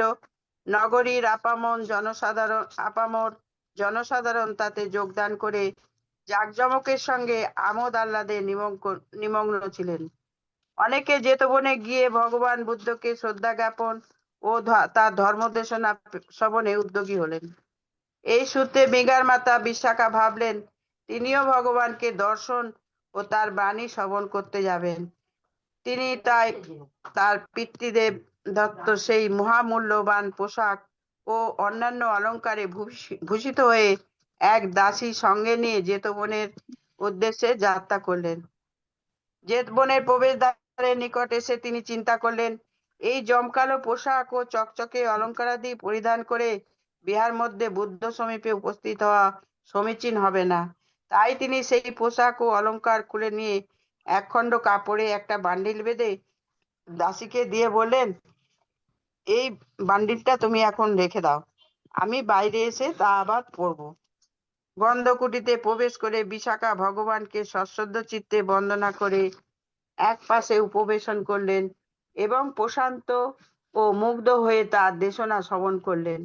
দেশনা শেষে তিনি ভগবানকে আবার প্রণিপাত করে বিহার থেকে বেরিয়ে এলেন। জেতবন থেকে বাইরে এসে তিনি দাসীর কাছ থেকে বান্ডিলটা চাইলেন, কিন্তু দুর্ভাগ্যক্রমে দাসী বান্ডিলটা ভুল করে ফেলে রেখে আসতে তিনি অসমর্থ হলো। বিশাখা তখন তাকে বললেন, তুমি এক্ষুনি যাও এবং সেটা নিয়ে এসো, কিন্তু মনে রেখো যদি ভদন্ত আনন্দ সেটা তুলে নিয়ে অন্য কোথাও রেখে দিয়ে থাকেন তাহলে তা নিয়ে এসো না, সেই ক্ষেত্রে সেটা হবে ভদন্তের কাছে আমার দান। বিশাখা অবগত ছিলেন যে প্রায় সময় লোকেদের ফেলে আসা জিনিসপত্র ভদন্ত আনন্দ যত্ন সহকারে তুলে রেখে দিতেন। আনন্দ তখন বিশাখা দাসীকে ফিরে আসতে দেখে জিজ্ঞাসা করলেন, তুমি ফিরে এলে কেন? দাসী উত্তর করলো, আমি আমার কর্ত্রীর পোশাক ভুল করে ফেলে গেছি এবং তার জন্য এসেছি।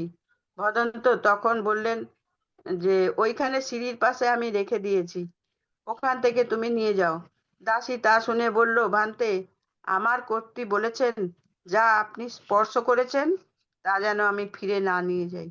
অতএব দাসী শূন্য হস্তে ফিরে গেল। বিশাখা তাকে শূন্য হাতে দেখে ব্যাপারটা বুঝতে পারলেন। তখন তিনি বললেন, প্রিয় বালিকা, আমি কোনোদিনই ভদন্ত আনন্দে স্পর্শ করা পোশাক পরিধান করব না। আমিও তাকে উপহার করতাম, কিন্তু তার পক্ষে ওটা নেওয়া সম্ভবপর নয়, তাই ওটা আমি বিক্রি করে তাকে উপযুক্ত জিনিস দান করব। এই বলে তিনি দাসীকে পুনরায় পাঠিয়ে সেটা নিয়ে এলেন। বাড়িতে ফিরে এসে বিশাখা নগরীর বিশেষ কয়েকজন স্বর্ণকারকে ডেকে পাঠালেন এবং তাদেরকে ওই পোশাকের একটা মূল্য ধার্য করতে অনুরোধ করলেন। তারা পরীক্ষা নিরীক্ষা করে এক বাক্যে মত দিলেন এর দাম কমপক্ষে 9 কোটি স্বর্ণ মুদ্রা। বিশাখা তখন তাদেরকে সেই বিক্রি করার নির্দেশ দিলেন, কিন্তু তারা হাজার চেষ্টা করেও অত দাম দিয়ে কেনার মতো কোনো ক্রেতা খুঁজে পেলেন না। তাই বিশাখা ঠিক করলেন তিনি নিজেই ওই পোশাক কিনে নেবেন এবং তা দিয়ে ভদন্ত আনন্দ তথা সঙ্ঘকে এক যথোপযুক্ত উপহার দান করবেন। এই ঠিক করে তিনি পরের দিন ভোরবেলা একটি যোগানে 9 কোটি 1 লক্ষ স্বর্ণমুদ্রা নিয়ে জেতবনে উপস্থিত হলেন। সেখানে তিনি ভগবানের নিকট গিয়ে তাকে বন্দনা করলেন, প্রভু, সেই দিন ভদন্ত আনন্দ আমার এক পোশাক স্পর্শ করেছিলেন বলে আমি সেটা পরিধান করা আর সম্ভবপর ছিল না আমার, তাই আমি সেটা বিক্রি করে সঙ্গের জন্য উপযুক্ত কিছু দান করার ইচ্ছা প্রকাশ করি। কিন্তু কোনো ক্রেতা খুঁজে না পাওয়ায় আমি নিজেই তা কিনে নিয়েছি এবং সেই অর্থ আমি যোগানে করে এখানে নিয়ে এসেছি। এখন আপনি বলুন কিভাবে আমি এই মুদ্রা সৎভাবে কাজে লাগাতে পারি। ভগবান সব শুনে বিশাখা জেতবনের পূর্ব দিকে ভিক্ষু সংঘের বাসস্থানের জন্য এক আশ্রম তৈরি করাই সেও হবে, তবে তাই হবে বলে বিশাখা সম্মত হলেন এবং পরে 9 কোটি মুদ্রা দিয়ে জেতবনের পূর্ব দিকে প্রায় মাইল খানিক দূরে এক উপযুক্ত জমি ক্রয় করলেন।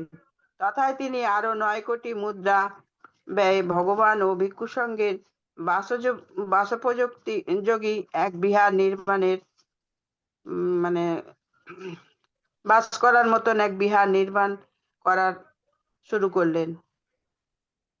এক প্রভাতে জেতবনে ভগবান তার দিব্য দৃষ্টিতে অবলোকন করে জানতে পারলেন যে ভদ্রীয় নগরে এক শ্রেষ্ঠীর বাড়িতে ভদ্রীয় নামে এক সন্তান দেবলোক থেকে জন্ম নিয়েছেন এবং তিনি এই অল্প বয়সেই মুক্তি লাভের সক্ষম। তাই তিনি ঠিক করলেন যে ভদ্রীয়কে মুক্তির পথে সহায়তা করতে তার তথায় যাওয়া আবশ্যক।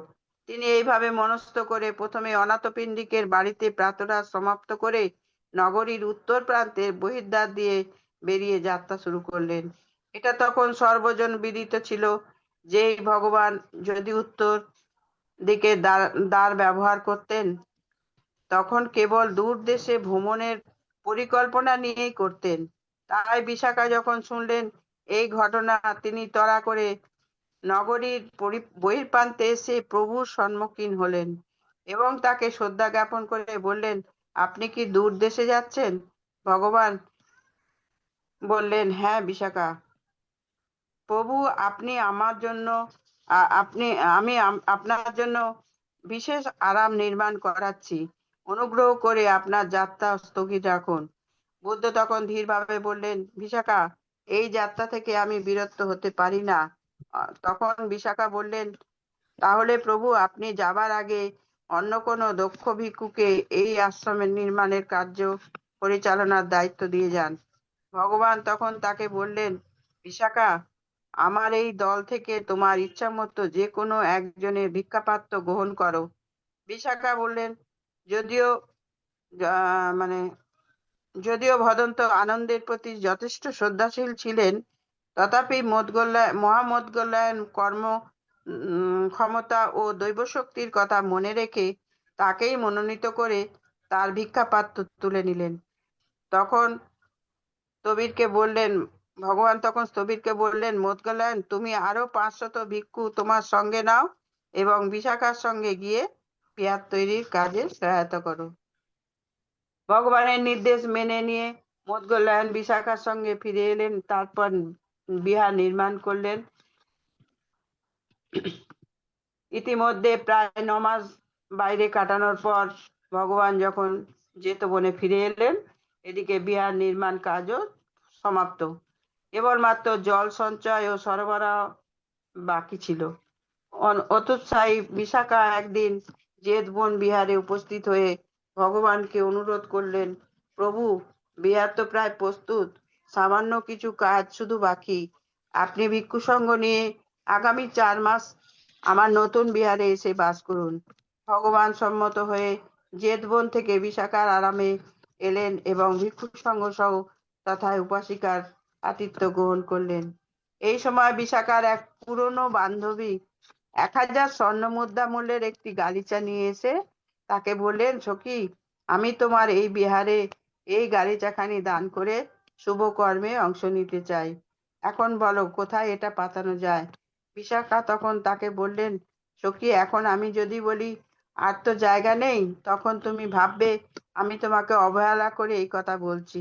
তাই আমি বলি, তুমি নিজেই একদম পুরো 2 তলা থেকে 1000 কামরা পরিদর্শন করো, করে দেখে নাও কোথায় পাতা যায়।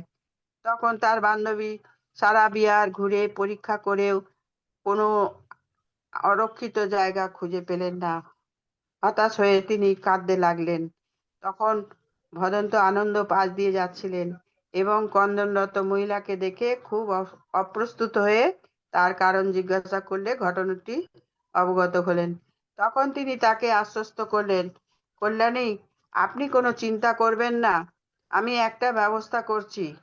আপনি একটা কাজ করুন, এটা নিয়ে এক ছোট্ট আকারের পাপোশ তৈরি করুন এবং পা ধোয়ার স্থান থেকে সোপানের মধ্যবর্তী স্থানে বিস্তৃত করে দিন। এখন দেখা গেল বিশাখা ওই জায়গাটাই শুধু ফাঁকা রেখেছিলেন। ভিক্ষুগণ পদধৌত করার পর পাপোশ বিহারে প্রবেশ করতে পারবেন। তারপর 4 মাস ধরে বিশাখা বুদ্ধ ও তার সঙ্গভক্ত সকল ভিক্ষুদের নবনির্মিত আরামে পরম আতিথেয়তার সঙ্গে সেবা পরিচর্যা করলেন। বিহার নির্মাণ ইতিমধ্যে সম্পূর্ণ সমাপ্ত হলো। বিশাখা বিহার উৎসর্গের জন্য এক মহা উৎসবের আয়োজন করলেন। শ্রাবস্তী ও পার্শ্ববর্তী এলাকায় ধনী দরিদ্র সবাই এই উৎসবে আমন্ত্রিত হলো। ভিক্ষুদের জন্য নতুন বস্ত্র ও অন্যান্য প্রয়োজনীয় দ্রব্যাদির ব্যবস্থা হলো। সৃষ্টি ভগবান ও বিশাখা তার অপরূপ সৃষ্টি ভগবান ও তার শিষ্যবর্গকে দান করলেন খুব জাঁকজমক করে। এই প্রতিষ্ঠানের জন্য সর্বমোট খরচ হলো 27 কোটি স্বর্ণ মুদ্রা। হয়তোবা জেতবনের পূর্ব দিকে অবস্থিত বলে এই বিহারের নাম হলো পূর্বরাম বিহার।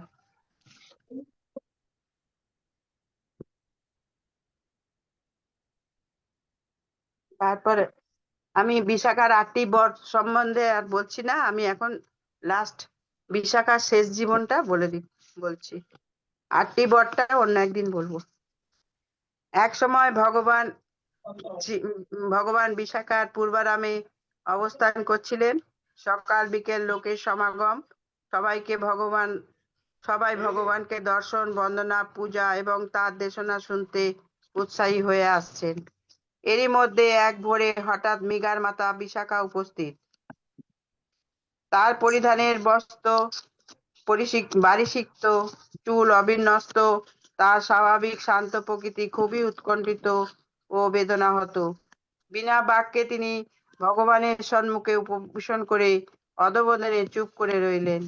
ভগবান এই অবস্থায় তাকে দেখে বিস্মিত ও চিন্তিত হলেন। তিনি কিছুক্ষণ পরে জিজ্ঞাসা করলেন, বিশাখা, তোমার কি হয়েছে? তোমার এই অবস্থা কেন? প্রশ্ন শুনে বিশাখা কান্নায় ভেঙে পড়লেন এবং রুদ্ধ কণ্ঠে ভগবানকে বললেন, প্রভু, এই মাত্র আমার ছোট পৌত্রটি মারা গেল। তাই আপনার কাছে আসতে গিয়ে বেদনাকুল হয়ে আমি আমার মস্তকাবরণ পরিধান করতে পেরেছি, ভুলে গেছি। তোমার পৌত্র এর বয়স কত? কিভাবে সে মারা যায়? ভগবান জিজ্ঞাসা করলেন। প্রভু, মাত্র 3 বছর বয়স, সে সান্নিপাতিক জ্বরে মারা যায়।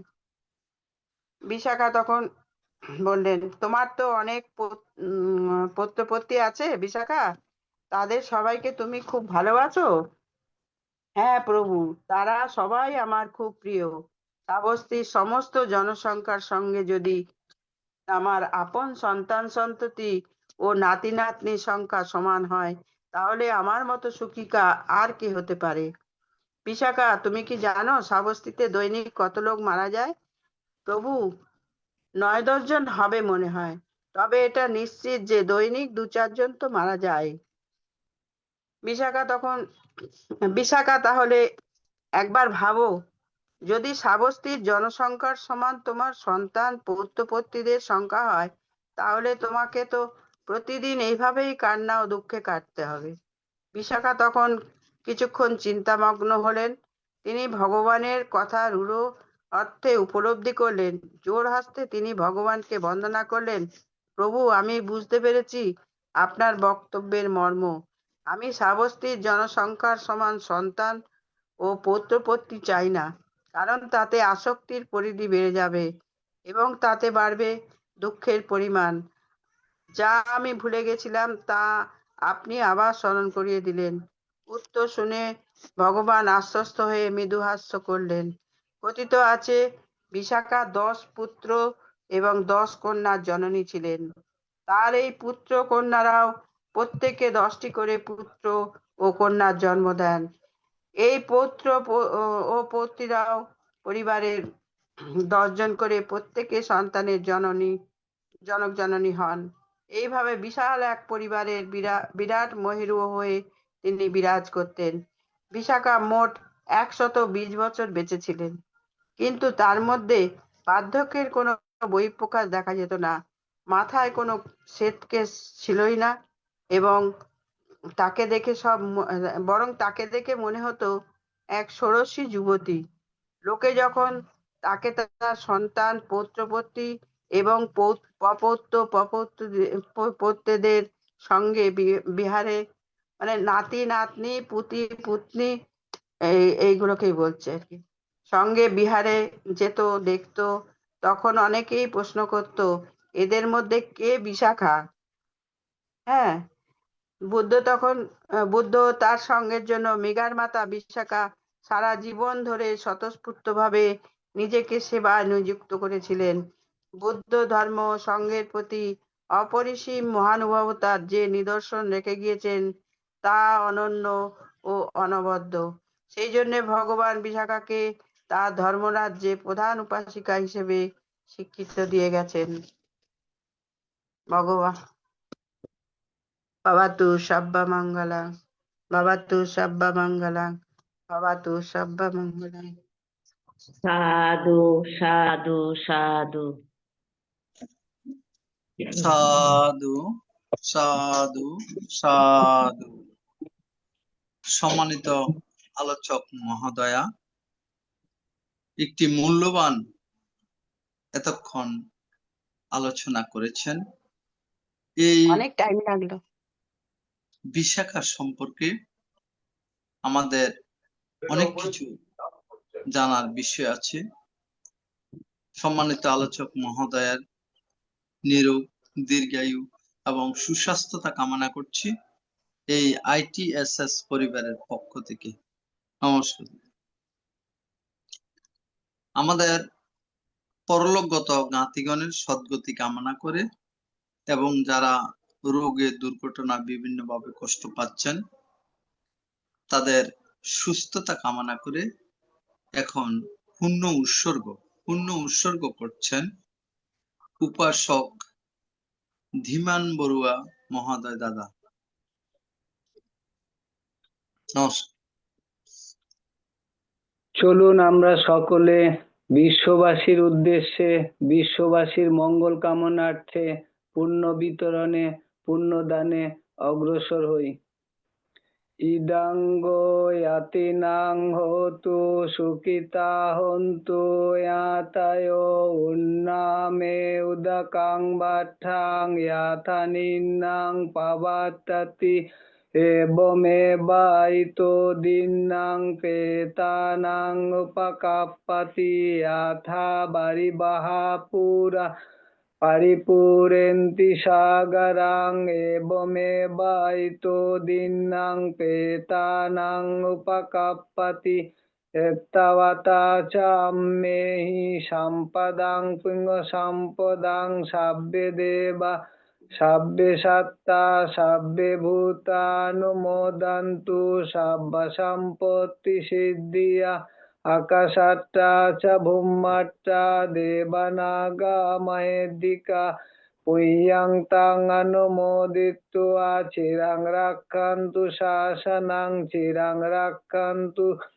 দেশানাং চিরাং রাক্ষন্তু মাং পরামিমেনা পুণ্যকম্মেনা মামে বালা সমাগম শতাং সমাগমা হোতু ইয়াবো নিব্বানপত্তিয়া ইদং মে পুণ্যং নিব্বানস্য পাচ্চায়ো হোতু ভবতু তিষ্ঠতু। সাধু সাধু সাধু সাধু। সম্মানিত আলোচক মহোদয়ার আলোচনার প্রেক্ষিতে এখন অভিমত প্রকাশ করবেন সম্মানিত উপাসিকা অনিতা বড়ুয়া মহোদয়া দিদি। সাধু সাধু সাধু। আমি সর্বপ্রথম মহাকারণিক সম্যক সম্বুদ্ধের প্রতি শ্রদ্ধা চিত্তে বন্দনা করিতেছি ভগবান বুদ্ধের সুব্যাখ্যাত ধর্মবাণীকে, বন্দনা করিতেছি ভগবান বুদ্ধের সুপ্রতিষ্ঠিত মহান সঙ্গকে, অতঃপর বন্দনা করিতেছি ITSS এর বড় ভান্তে আশীর্বাদক ভান্তে ষষ্ঠ সংঘরাজ ভান্তেকে বন্দনা করিতেছি শ্রদ্ধেয় ইন্দ্রবংশ ভান্তে সহ যে সমস্ত ভান্তে আমাদেরকে প্রত্যেক দিন একদিন করে দেশনা দেন এবং যারা শ্রোতা হিসেবে থাকেন শ্রদ্ধেয় ভান্তেদের প্রতি বন্দনা। ITS এর প্রতিষ্ঠাতা মিলন দাদা সহ উপস্থাপক দাদাদ্বয় সহ আরো যে সমস্ত শ্রোতা মানে পুণ্য অর্জনের উদ্দেশ্যে অথবা ধর্ম শ্রবণের উদ্দেশ্যে যেসব শ্রোতা লাইভে এবং জুমে সংযোগ থাকেন সবাইকে আমি নমস্কার এবং মৈত্রী জ্ঞাপন করতেছি। তো প্রত্যেক সপ্তাহের মতো ধারাবাহিকভাবে প্রত্যেক শনিবারে গৃহী সংঘের মধ্যে যে কোনো একজন ধর্ম আলোচক থাকে। আজকে আমাদের ITS পেজের বা ITS পরিবারের বড় দিদি শ্রদ্ধা মমতা দিদি, ওনাকে আমি শ্রদ্ধায় গারবতায় নমস্কার জানাচ্ছি এবং আমার জীবনের সঞ্চিত পুণ্যরাশি দান করতেছি, অভিনন্দন ও কৃতজ্ঞতা প্রকাশ করতেছি। উনি আজকে বড় একটা উপাখ্যান বুদ্ধের সময় আমলে যে কয়জন রাজা শ্রেষ্ঠী গৃহী শিষ্য ছিলেন তার মধ্যে বিশাখা একজন। বিশাখার জীবন কাহিনী বৌদ্ধ সাহিত্যে এক গৌরবময় অধ্যায়। শ্রদ্ধায় তার প্রতি অর্থাৎ শ্রদ্ধা বিশাখার প্রতি মাথা নত হয়, উনাকে স্মরণ করে উনার প্রতি বন্দনা জ্ঞাপন করতেছি। বুদ্ধের সুপ্রতিষ্ঠিত ভিক্ষু সংঘ, ভিক্ষুণী সংঘ, উপাসক সংঘ, উপাসিকা সংঘ, এই চারি সংঘের মধ্যে উপাসিকা রত্ন হচ্ছেন বিশাখা। তো বিশাখার জীবন কাহিনী অথবা কোনো সভায় অথবা কোনো বইয়ে যদি কোনো শ্রদ্ধেয় ভান্তে অথবা কোনো দেশক কোনো উপাসিকাকে নিয়ে যদি কোনো রকম বক্তব্য অথবা কোনো সভায় ঘোষণা করতে যায়, যদি সেখানে কোনো উপাসিকার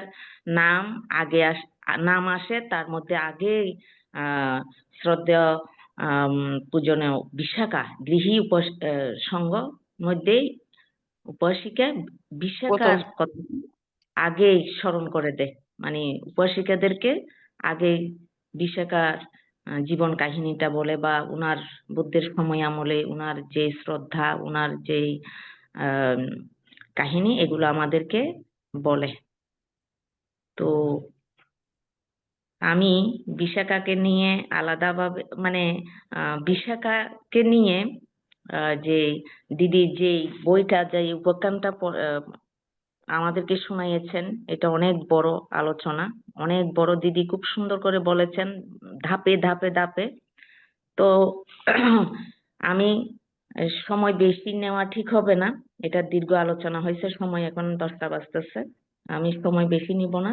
তবে এই বিশাখার বিশেষ করে ইয়েটা হচ্ছে যে, আমি একটা, মানে এখানে যারা শ্রোতা আছেন তাদের কাছে একটা জিনিস জানার রইল।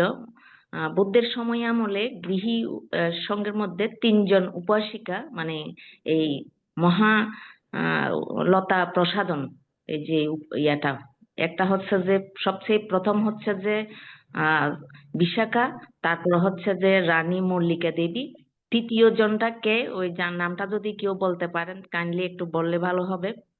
তো আমি বেশি কিছু বলবো না, আজকে 130 জন গৃহী দের মধ্যে, গৃহী আলোচকের মধ্যে আজকে অনেকবার দিদি অনেক বিষয় নিয়ে আলোচনা করলেও আজকের বিষয়টা অনেক বৃহৎ।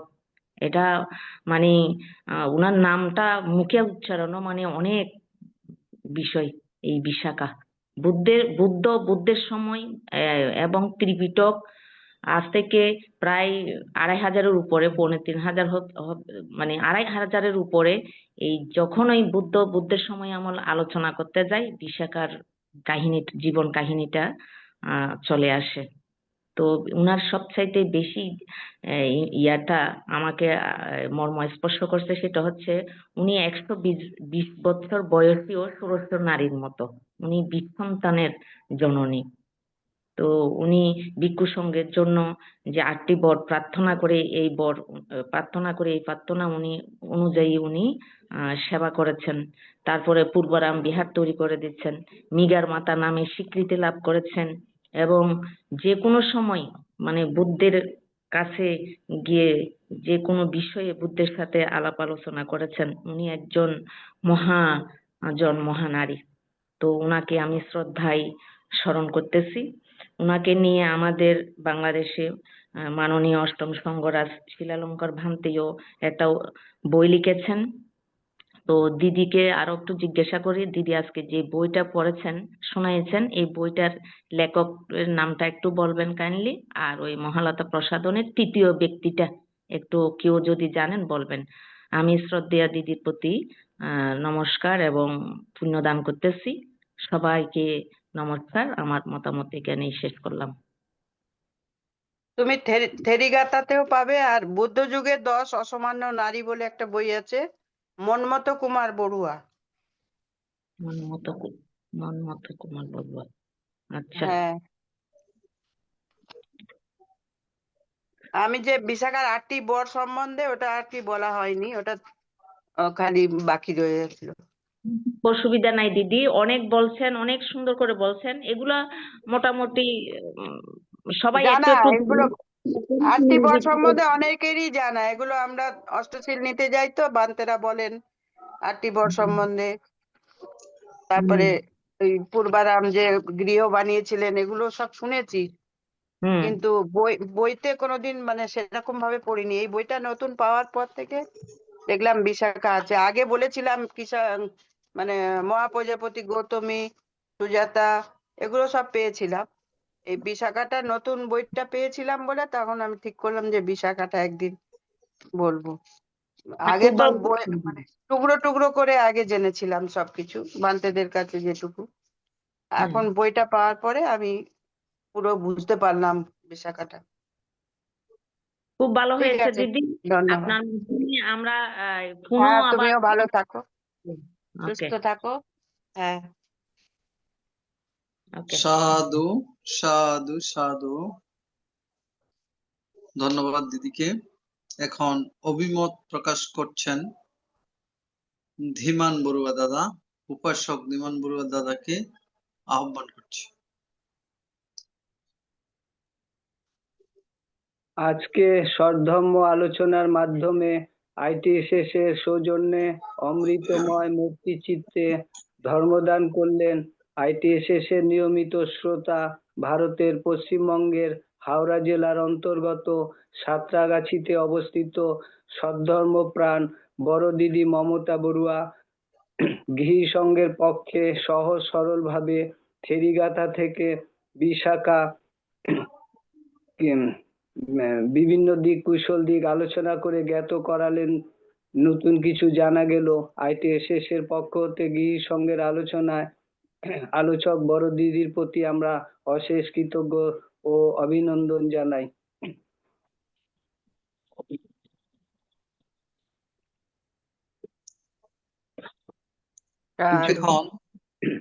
কিছুক্ষণ আগে সদ্য অনিতা দিও অভিমতের মাধ্যমে কিছু বিভিন্নভাবে বিশ্লেষণ করে আমাদেরকে জ্ঞাত করালেন, তাই দিদির প্রতিও আমরা অশেষ কৃতজ্ঞ জানাই। তথাগতের বুদ্ধের আমলে 4 জন মহা উপাসিকার মধ্যে অন্যতম ছিলেন মহা উপাসিকা বিশাখা। আমরা অনিতাদির মাধ্যমে অনেক কিছু জানলাম, তাই দিদির প্রতিও আমরা শ্রদ্ধা ও কৃতজ্ঞতা জানাই। মহান উপাসিকা বিশাখা জীবন কাহিনী থেকে অনেক কিছু জানা গেল। বিশাখার বিশেষ করে বিশাখার প্রতি 10টি উপদেশ সম্বন্ধে আমরা অনেক কিছু জানলাম। 10টি উপদেশ থেকেও আমাদের অনেক কিছু শিক্ষণীয় এবং উপকারী। আমাদের ITSS এর পক্ষ থেকে ITSS এর সদ্ধর্ম আলোচনার মধ্যে ভিক্ষু সংঘ থেকে আমরা প্রতিনিয়ত ধর্মদেশনা শুনি। আজকেও অন্যান্য বারে শনিবারের মতো উপাসক উপাসিকা থেকে সদ্ধর্ম আলোচনা শ্রবণ করার সুযোগ পাই। ITSS এর প্রতিভা, ITSS এর বিদ্যা প্রতিক্ষণে প্রতি মুহূর্তে কাজে লাগে। যেমন প্রাত্যহিক জীবন থেকে কর্ম অবস্থায় কোনো কাজ যদি ভুল বা অকুশল হতে থাকে, ঠিক সেই মুহূর্তে ITSS এর বিদ্যা মনে করিয়ে দেয়, সতর্ক বার্তা দেয়, যাতে কাজকর্মগুলো অকুশল বা অন্যায় জনিত না করে সঠিক কুশল কর্মগুলো সম্পাদন করে যাওয়ার ইঙ্গিত দেয়। তাই প্রতিক্ষণে ITSS এর প্রতি কৃতজ্ঞতা ও অভিনন্দন জানাই। আপনারা সকলে অবগত আছেন আশা করি, প্রয়াত সদ্য মহামান্য সংঘরাজ উকুইন্দা মহাথেরো মহাদের অন্ত্যেষ্টিক্রিয়া 26, 27, 28 মাস সুসম্পন্ন হবে। চলুন আমরা সকলে এই মহান কাজে এই মহান পুণ্যকর্মে সামিল হয়ে পুণ্য কাজে পুণ্যের ভাগিদার, অন্যান্যকে ভাগিদার হিসাবেও পুণ্য কীর্তনে অংশগ্রহণ করি। তাই আমাদের ITSS এর সকলের প্রতি বিনীত আবেদন। 2021 9 মে থেকে অদ্যাবধি ITSS এর যত পুণ্যকর্ম হচ্ছে, আমরা তাই বিভিন্ন পুণ্যকর্ম থেকে ধর্ম শ্রবণ এবং বিভিন্ন দান শিলাদি এবং বিভিন্ন পুণ্যকর্মে অংশগ্রহণ করতে পারি। তাই ITSS এর প্রতি আমরা অশেষ কৃতজ্ঞ।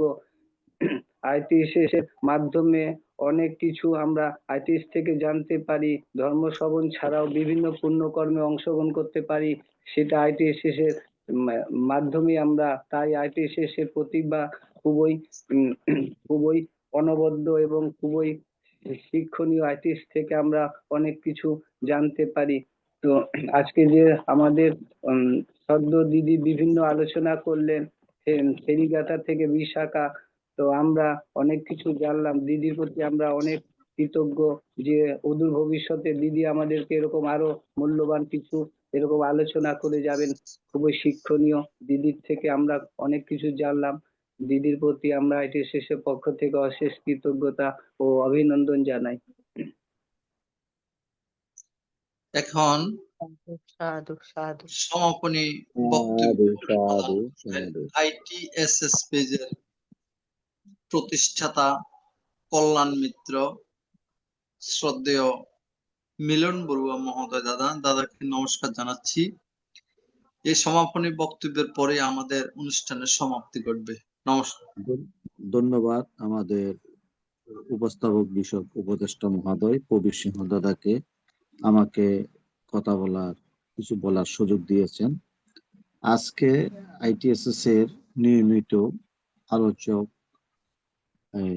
শ্রদ্ধেয় মমতা দেবী মহাদয়া তেরেগাতা বিষয়টা নিয়েই আলোচনা করেছেন, খুব সুন্দর করেছেন। তার প্রমাণটা হলো আমাদের শ্রদ্ধেয় অনিতা দিদি তার ব্যাখ্যাটা দিয়েছেন, এবং যারা আছেন তারা মোটামুটি ব্যাখ্যাটা শুনেছেন, এবং আমাদের এটার ফলাফল আরো যারা আছেন লাইফে যারা আছেন তারা আরো ফলাফলটা দেবেন।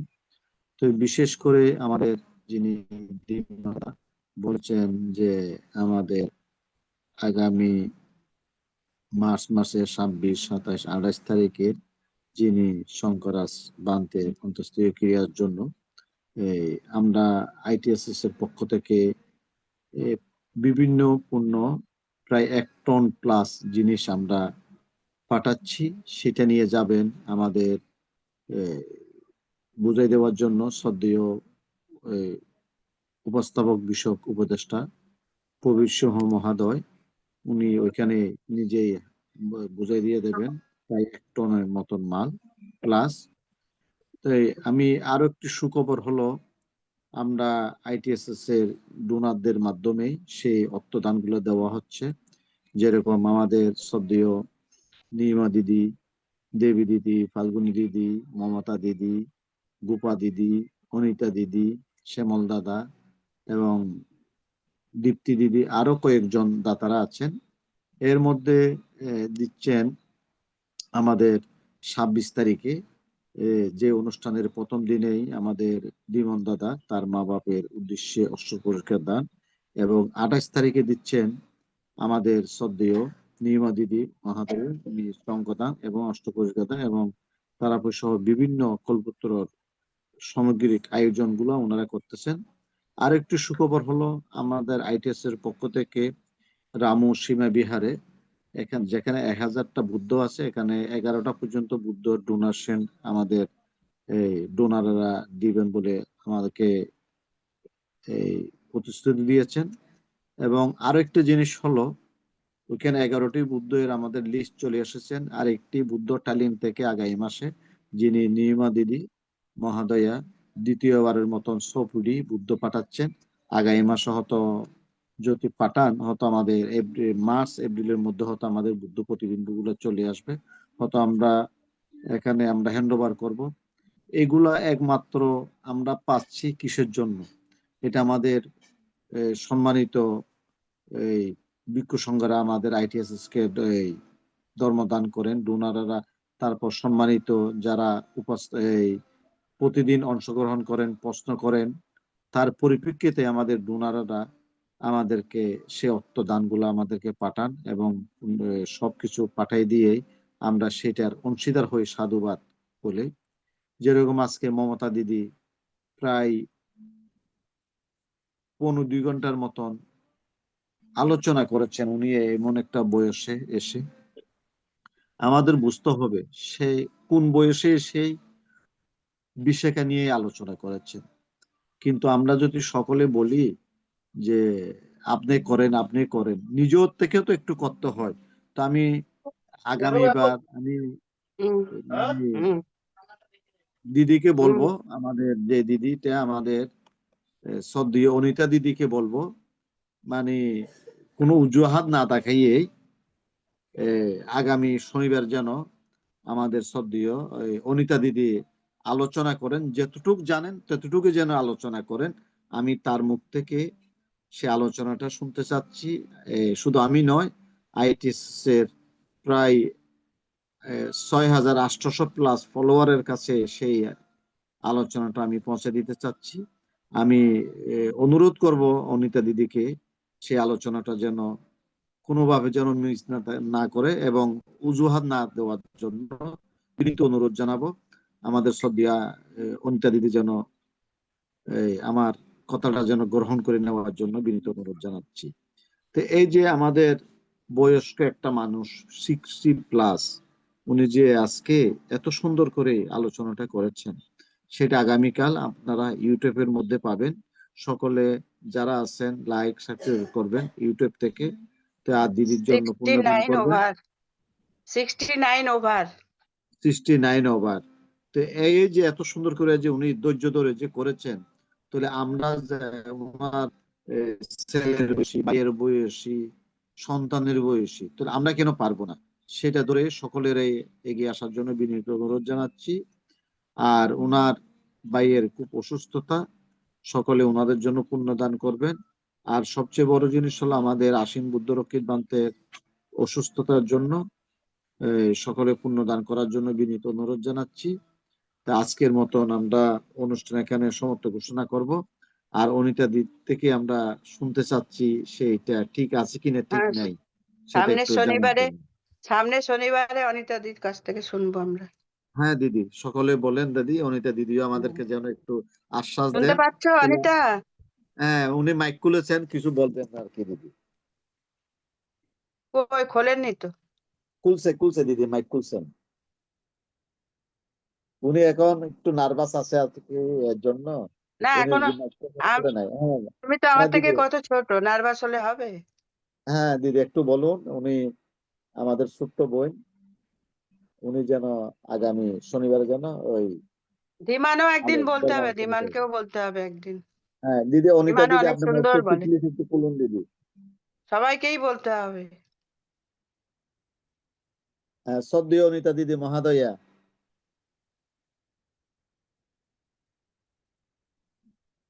শুনছেন না? শুনছেন? উনি আর কি করবেন না, এ হলো কথা আর কি, তারপরে করবে। তারপরে আমি সকলকে বিনীত অনুরোধ জানাচ্ছি, আজকের মতন আমাদের অনুষ্ঠানটা এখানে সমর্পণ করতেছি। আমাদের হ্যাঁ। শ্রদ্ধেয় অনিতা দিদিকে বিনীত অনুরোধ করব, উনি যেন আগামী শনিবার যেন আমাদের এখানে যেন ধর্ম আলোচনা